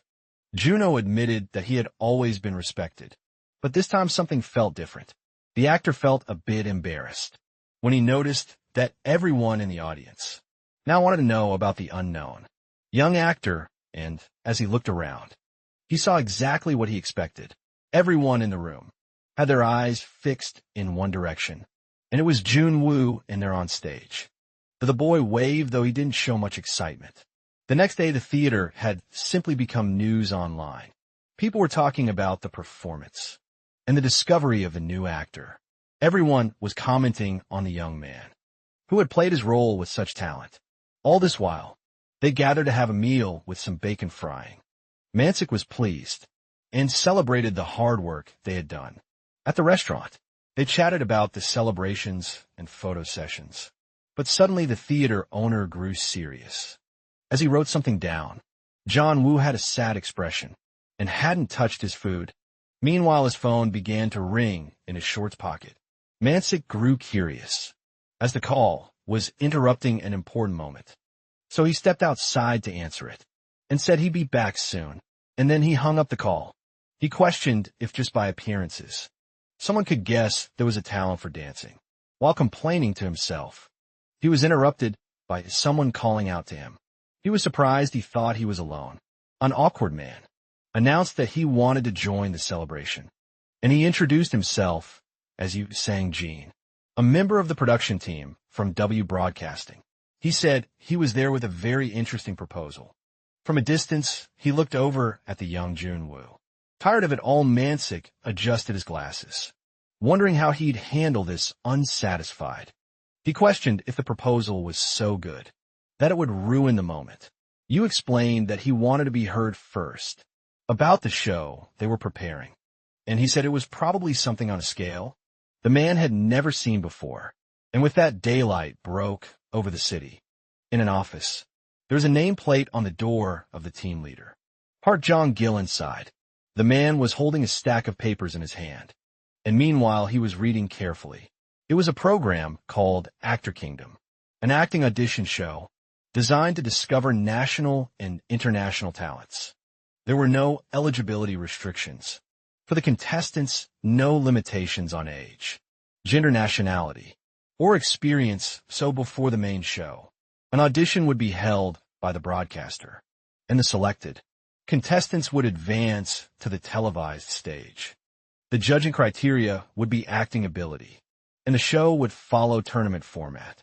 The winner of the competition would land a major leading role in a film, directed by Korea's top director. But as he analyzed the program, he questioned what the appeal would be, considering that many people would perform well. However, he suddenly received a phone call, and he answers the phone casually, not expecting much, but then he's hit with a surprising piece of information.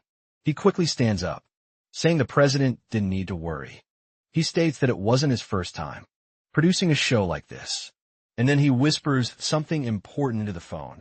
He reveals that the winner would be the president's son, and the man promises to make it happen. Nervously, he agrees, saying the man could trust him completely. At the end of the call, he places the phone back on the receiver and feels a bit relieved, however. He was still slightly anxious. The call had been from Kang Yinam, the president of the Damien Group, a respected conglomerate with annual revenue in the trillions of won. The budget for this project exceeds 20 billion won, and the president is the main investor in the show.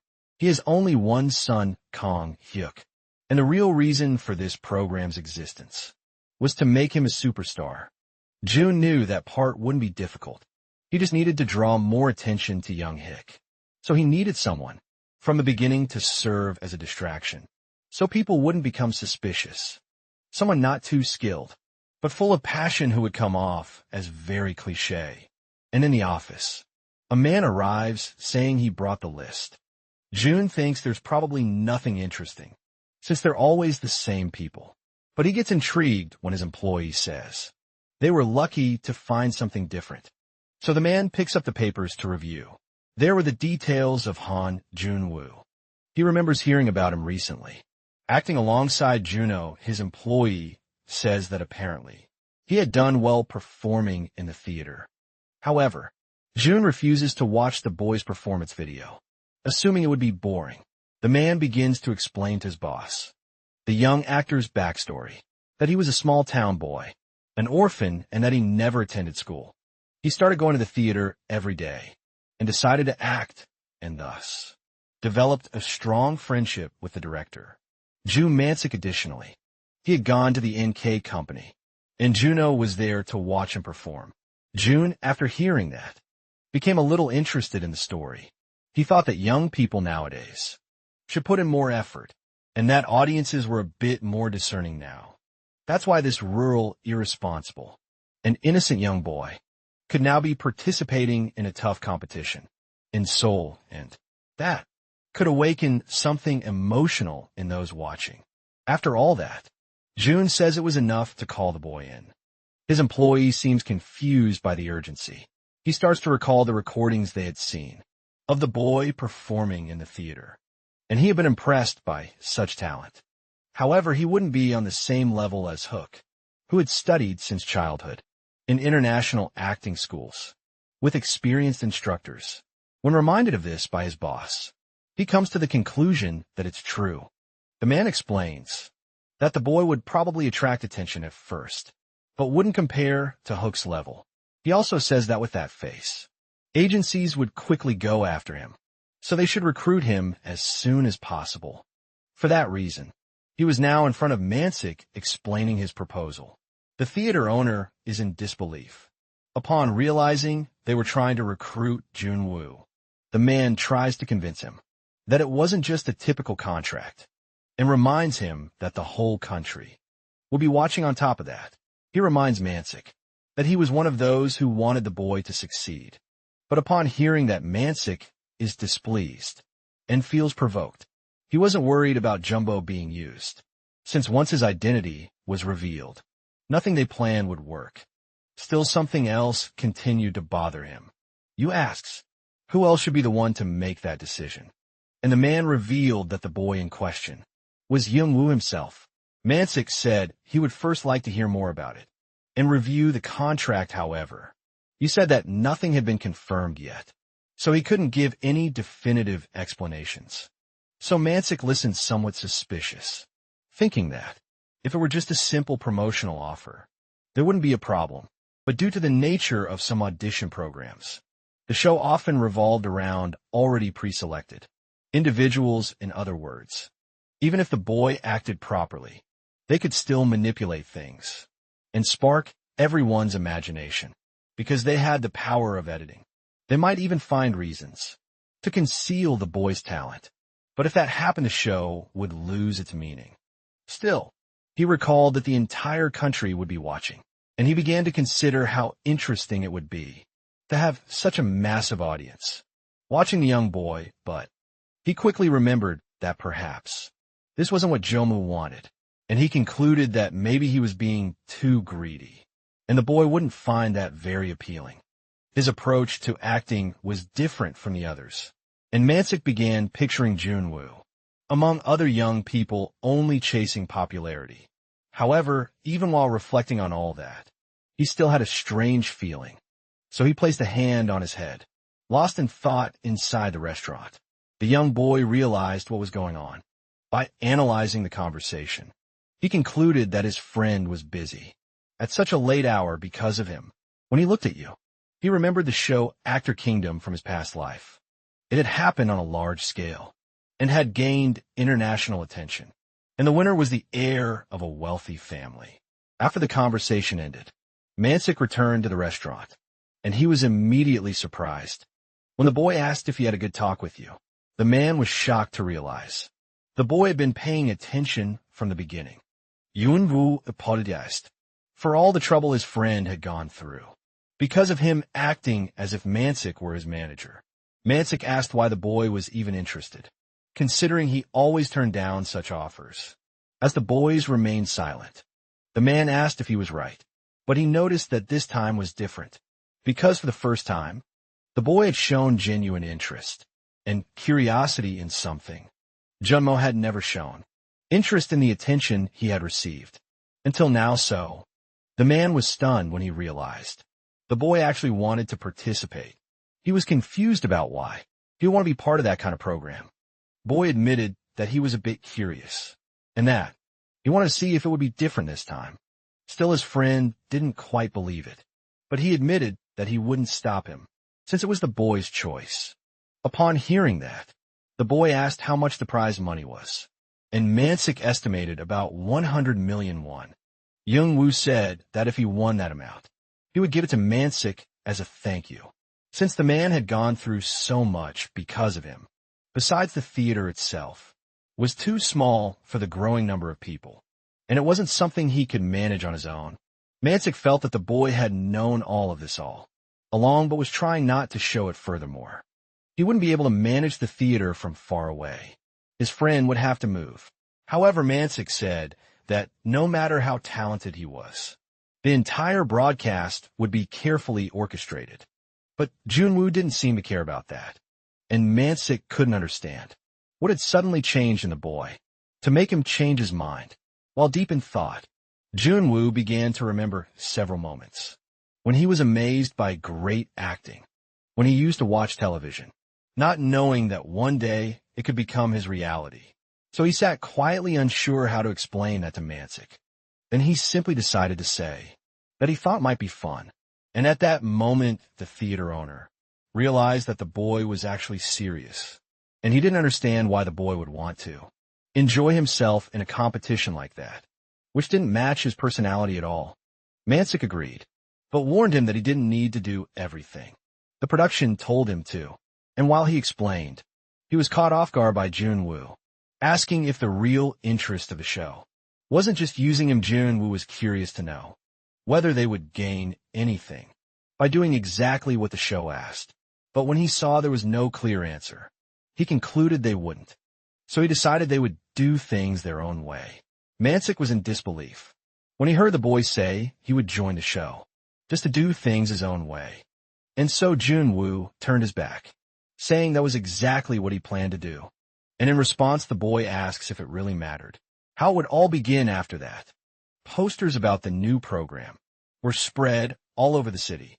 There the announcement for Actor Kingdom was being made, following that the preliminary auditions to kick off the program's recordings had already begun. There are countless actors gathered in hopes of passing the acting test. Several young people were practicing with each other before stepping up to perform. Among them was Jun-woo, calm as always and showing little reaction. He listened to many of the young people, talking about how nervous they were and the possibility of performing in front of the whole country. The actors held script pages in their hands practicing. Meanwhile, he watched their nervousness from a distance, and he couldn't help but conclude that apparently everyone was busy to quickly select multiple candidates. The preliminary evaluation was conducted through improvised acting. They had to perform a spontaneous scene, about 1 minute based on a given situation and role. For example, a failed artist and confession. When those two words were given, the actor had to quickly create a scene, establishing a character and the appropriate emotions. Since the number of participants was high, they needed to narrow it down significantly. For the main competition after that, Jambu walked through the hallways of the building and soon heard a man saying he was going the right way. You pointed him in the direction he should follow.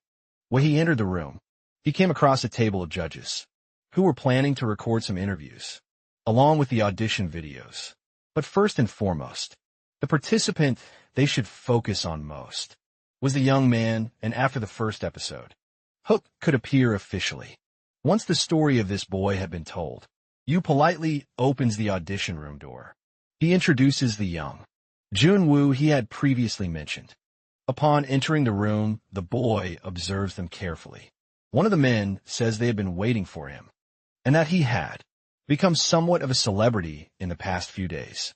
And soon they begin analyzing him before the audition starts. One of the men at the table says this, but he still kept a suspicious look in his eyes. Yu tries to reassure him and keep him from getting nervous, but the boy walks calmly into the room where he would perform and tells you that he's feeling calm at the moment.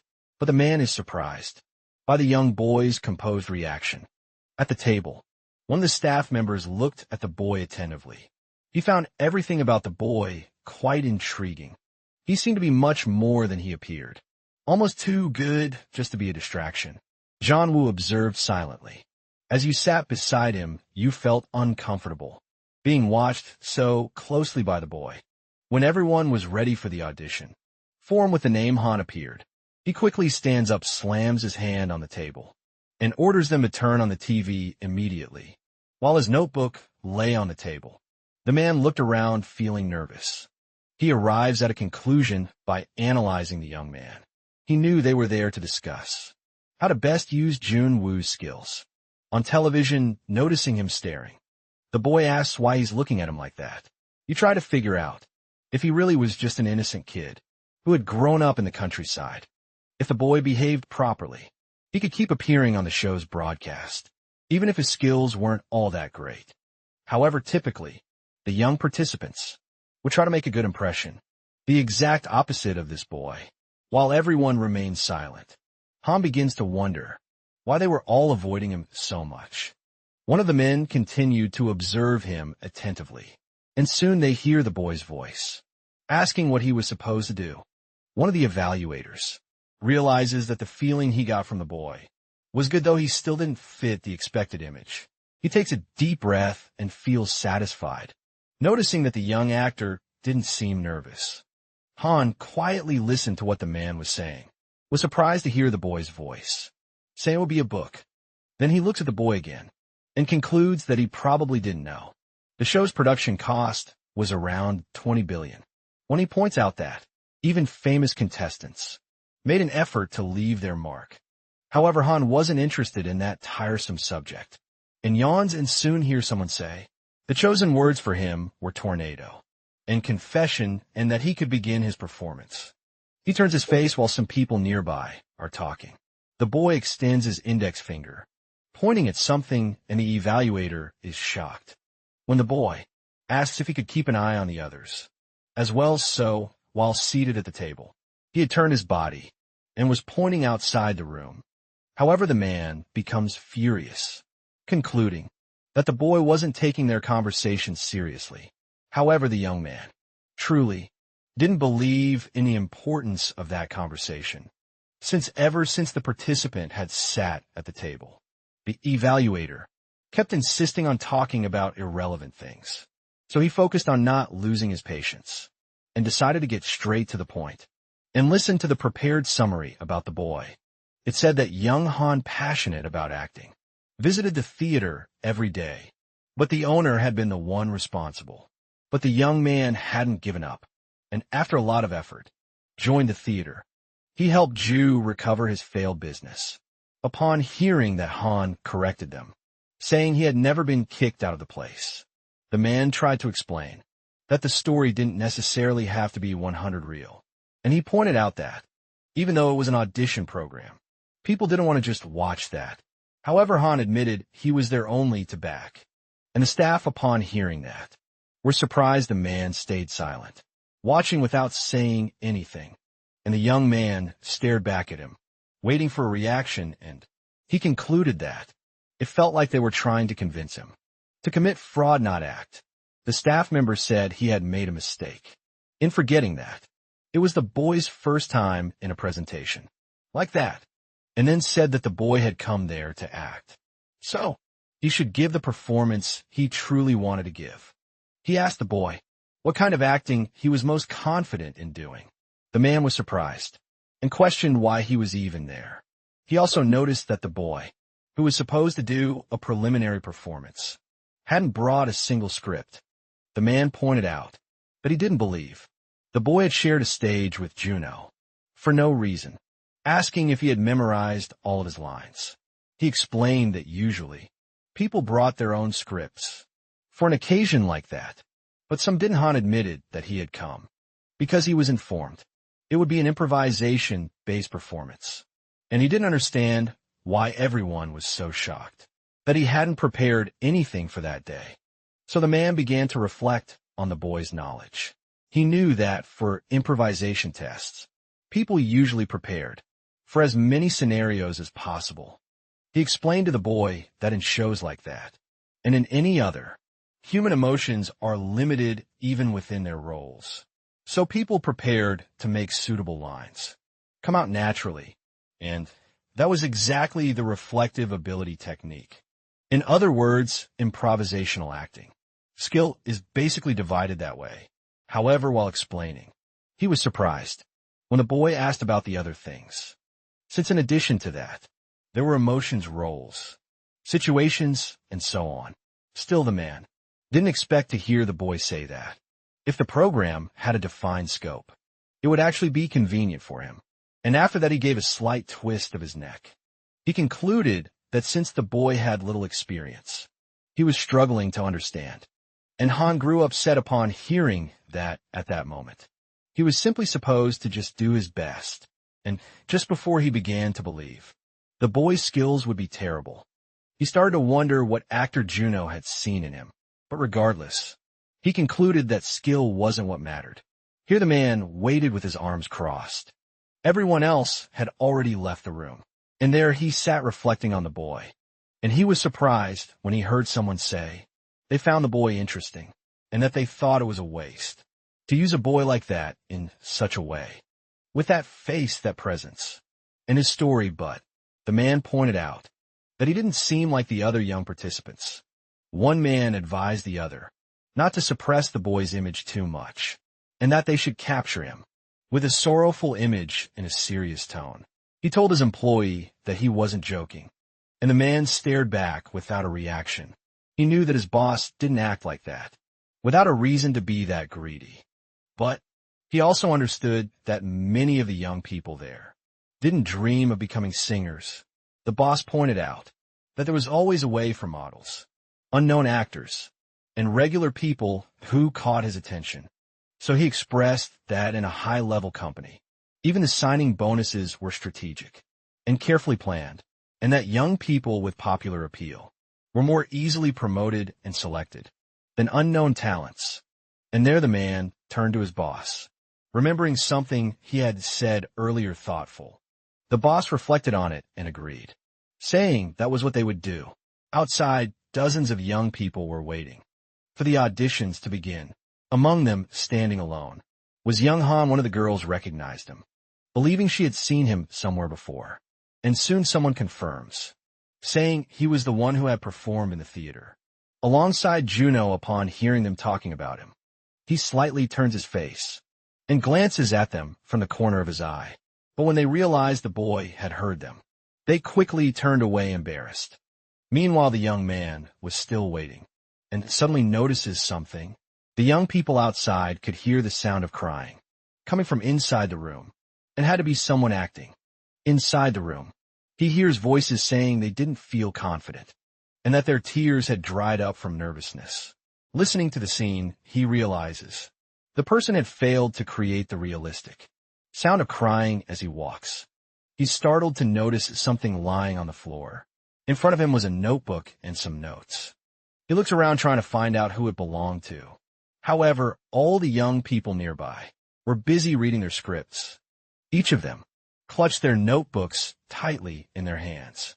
And at that moment, he realizes he was the only one without one of those.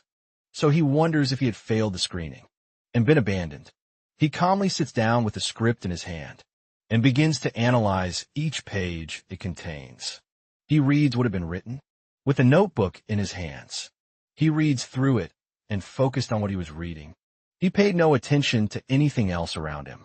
With a slight smile, he's pleased to realize he had never thought about things that way.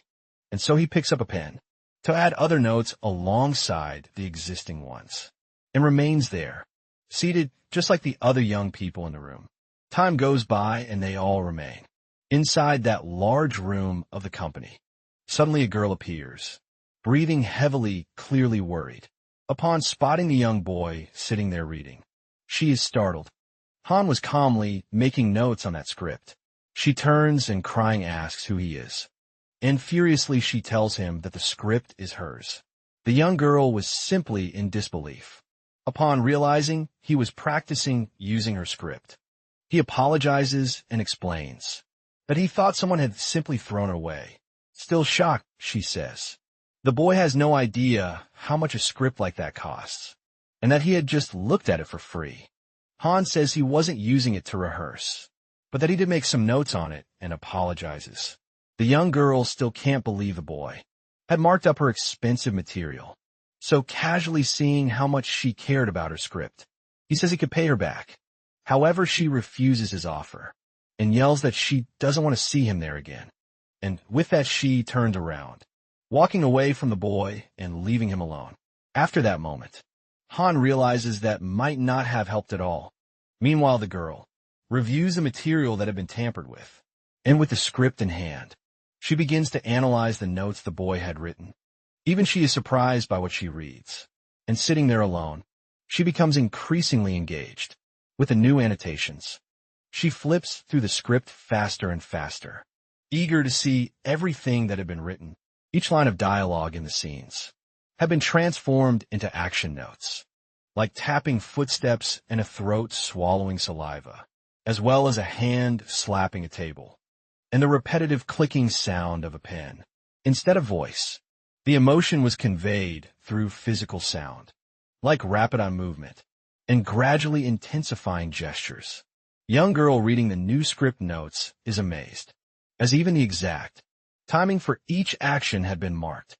The boy had rewritten all the lines to be performed without using his voice, and somehow he had made the script better than before. Not understanding, she wonders why he had gone through all of that, if it had been just for fun. Looking at the other young people rehearsing, she concludes it couldn't have been for fun. She couldn't understand why everyone else was rushing to rehearse, while the boy had done something like that. In the meanwhile, the young man waited on a sofa, commenting how long it was taking.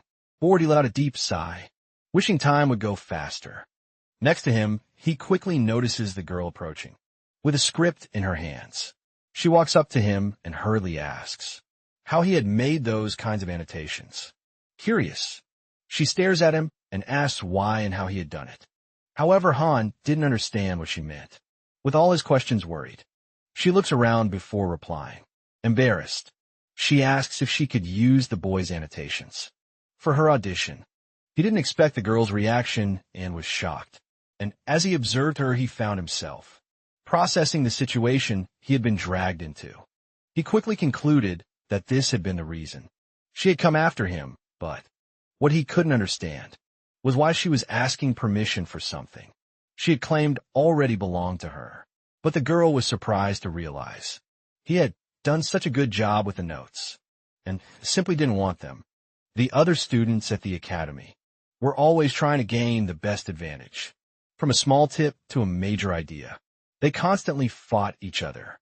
But in front of that boy, she noticed he was different, and suddenly she imagined him as if he were an angel, pure and kind. But while the young woman thought about all that, Hen looked ahead confused, and suddenly, when she realized he was looking, she became embarrassed after that.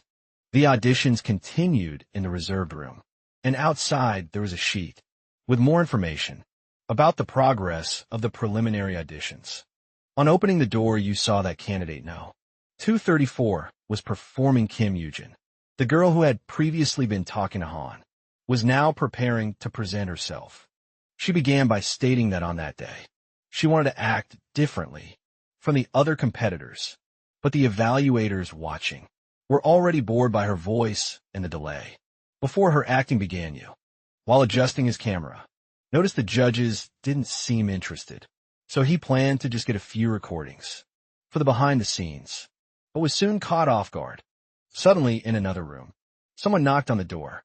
Yu entered, holding a small notebook he wanted to show the man. As he placed the notebook on the table, he said it was important that he saw it. On the notebook cover were the words Star Maker and the name Kim Yujin, but without opening it. The man simply assumed it was just a regular script. However, when his employee told him it was related to another boy, the man concluded they were talking about Han. So Yu asked his boss to also take a look at something on his computer, and then he showed a file containing the recording he had made of the young girl. During the audition in the girl's presentation, the evaluators were watching, but the other two were distracted. However, they soon started to notice something different in her body language. They were aware of the reputation of the school the boy came from, but didn't expect it to be at that level. So one of the men grew tense, watching her capture so many layers of detail in her acting. Impressed, he asked himself what exactly he was witnessing at that moment. When she finished, the girl took a deep breath, relieved. However, she grew anxious as she looked around. She didn't understand why all the judges were so silent. And suddenly, one of the men prepared to ask her a question. He couldn't understand how she had come up with something like that. So Kim was shocked to hear the man praise her, saying that with so little experience, she was performing like a genius. However, the girl hadn't expected that reaction and was shocked to be called a genius. She thanked him nervously and in disbelief. As the evaluator said, it was obvious she had passed the test. After that, Park watched the audition recording and questioned Han's involvement in the script. Yu confirmed, saying he had continued with the interview after the recording, and Kim had told the girl that there was a boy her age who had found her lost script and made some notes in it. And upon hearing that Yu drew his own conclusions, as his friend read the annotations, he was impressed, wondering how someone like that lived in such a small town. He concluded that Juno's influence had definitely made a difference. He quickly stood up from his chair and asked Yu where the main judges for the final round were. That day, they were the main eyes of the panel, and they wanted to know whether decent candidates had been selected. As they talked, they worried that the winner, being a newcomer, might jeopardize the film due to lack of experience. He admitted that despite a past failure, the image of Chan Myong still had strong marketing appeal. His friend asked if Myong had ever failed in a performance, and he joked that it wasn't worth mentioning.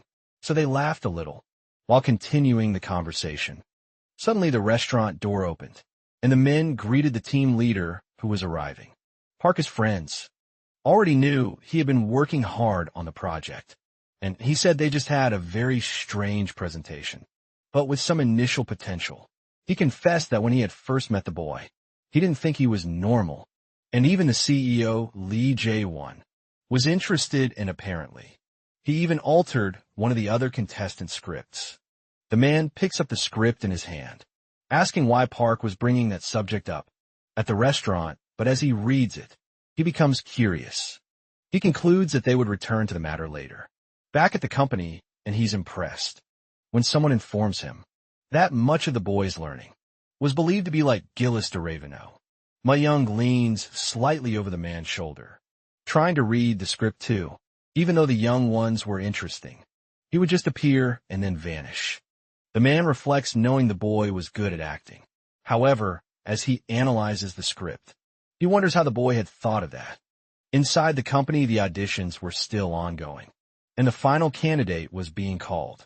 They recognized him, knowing he was the boy from the first episode's recording. Sohan calmly enters the room before his performance, but he quickly puts his hand on his stomach. Realizing he was hungry, one of the judges remembers that there were instructions to give the hardest role to a boy. To interpret, staff members are startled to realize this. He looks at the form with Han's information and doesn't understand why. The boy's educational and professional background was left blank. He concludes that maybe the boy was trying not to hide behind the name of the famous actor Juno. And so when a young man is asked whether he had any experience besides that, he replies no, and the man, upon hearing that, is left in disbelief. It gives the impression that Han was purposely withholding something, but they wanted to know more. Han is confused when they mentioned he had been on the same stage as Shuno. He didn't understand that acting with someone counted as something worth credit, and his response shocks the judge. He realizes the boy wasn't wrong, but it was as if Han saw Shuno as being on the same level as him. But based on the boy's expression, he genuinely didn't understand how important that was. And analyzing the boy, he remembers that his superior, Park, never selected someone at random. So everyone gets ready for the boy to begin his performance after that. The day begins, and people are working inside. The company leader, Park, asks Manager Yu about Han. The man worries if he had been too harsh with the boy. Yu confesses that he still hadn't watched the boy's footage, since the production team hadn't sent it yet. And Park, curious, find it strange, because the judges had made an interesting comment, and he's shocked while he tells him. Apparently, the judge had never seen anything like it in his life. After that, back in the small countryside town, Mansik was curious to know how the performances had gone. Interested, he admits he had never taken part in an audition before, and wanted to know how the scene had played out. But before the boy responds, he falls silent in thought, and admits he hadn't imagined there would be so many people. Because of him, however, his friend is astonished, imagining what other people like the boy might be like. There have been dozens of young people, all nervous and preparing to perform. And remembering it, Jun Woo gives a slight side smile. He admits he had learned a lot that day too, and Mansik watches without reacting. He believed the boy might lose interest due to a lack of certain skills, but that didn't matter. Meanwhile, the company responsible for the show continued its regular operations there. The recording studio was set up with professional lighting, and so the host, SEO Yame, welcomed viewers to the beginning of Actor Kingdom.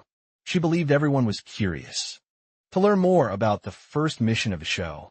She stated that the first important thing for an actor was how much they could captivate the audience's eyes, and then prepared to reveal the first mission for the participants. She said she believed that probably no one there had seen that movie, a production that had been directed by Gouda Mayon, who now serve as one of their judges. Unknown characters, and not unusually different genres, all isolated on a deserted island. In an extreme situation, they become trapped on the island due to an accident. Incidents occur, and the truth is uncovered, and the past is gradually revealed, strangely interwoven with the characters. In an impeccable way, the narrative is built, leading to a perfect ending, and each actor delivered an outstanding performance. As a result, most of the awards went to the cast of that work. Beyond the directing, script, and soundtrack, it was a work so famous that it was ranked in film history. So the first mission for the participants would be to choose and perform the role they found most important. In that film, she says, They could interpret the character with creative freedom, and the goal was to leave an impression more striking than the original. The audience was commenting on the participants they had recognized. Chung Myong observed analyzing the crowd, and he was pleased to see that their reaction hadn't been bad so far. From a distance, he spotted SEO Yin Mei and called out to her. As she continued the program presentation, he shouted to her, telling her to pay attention. She admitted she was curious to know what had motivated so many young people to show up for those recordings. On the other side, one of the commentators said he had found a unique participant, and he soon called for participant number 97. Han Jun-woo, the camera, quickly focused, filming the boy among the other young contestants. He appeared on the big screen as the commentator admitted that he had watched his performance with Gil Jun-ho and was impressed. He was startled when he heard the boy ask if he was referring to the scene where he played the madness of a criminal. Jung-woo admitted that he had played a murderer before. He started acting embarrassed. The host quickly changed the subject to avoid compromising the show. He grew uneasy with the answer he just heard. He asked why the boy didn't react with humility or enthusiasm when receiving praise, expecting a more emotional or committed response. The man said he had heard that the boy was working in construction at such a young age and without his parents. Jun-woo confirmed, saying it was true. Commentator acknowledged how hard it was for young people to support themselves without help or family. Jun-woo explained that it was a physical job, but his rent wasn't expensive, so life wasn't too difficult. He was content with the young man's response. He also asked if it hadn't been lonely, being on his own all that time, and if the boy didn't wish he had seen Seoul sooner. Jung-woo admitted that where he lived was quiet, and there was nothing bad about that. The commentator pretended to be satisfied, but couldn't understand why the boy couldn't act a little more emotional or friendly, and so they continued the interview for a little while longer. During the program after that, the man sat at the table. People had no reaction while watching. So quiet, he reflected on what was happening and realized that it didn't matter what he asked. The presentation wasn't going the way he wanted, and now he didn't know what else he could ask. Jun-woo, after the program ended, some people gathered in a room, sorting through small slips of paper with the names of the characters. As expected, the most popular role was Baek Do-hyun, but 2 of the 5 actors had already withdrawn from it. However, the real highlight of the film would be Taesin Min.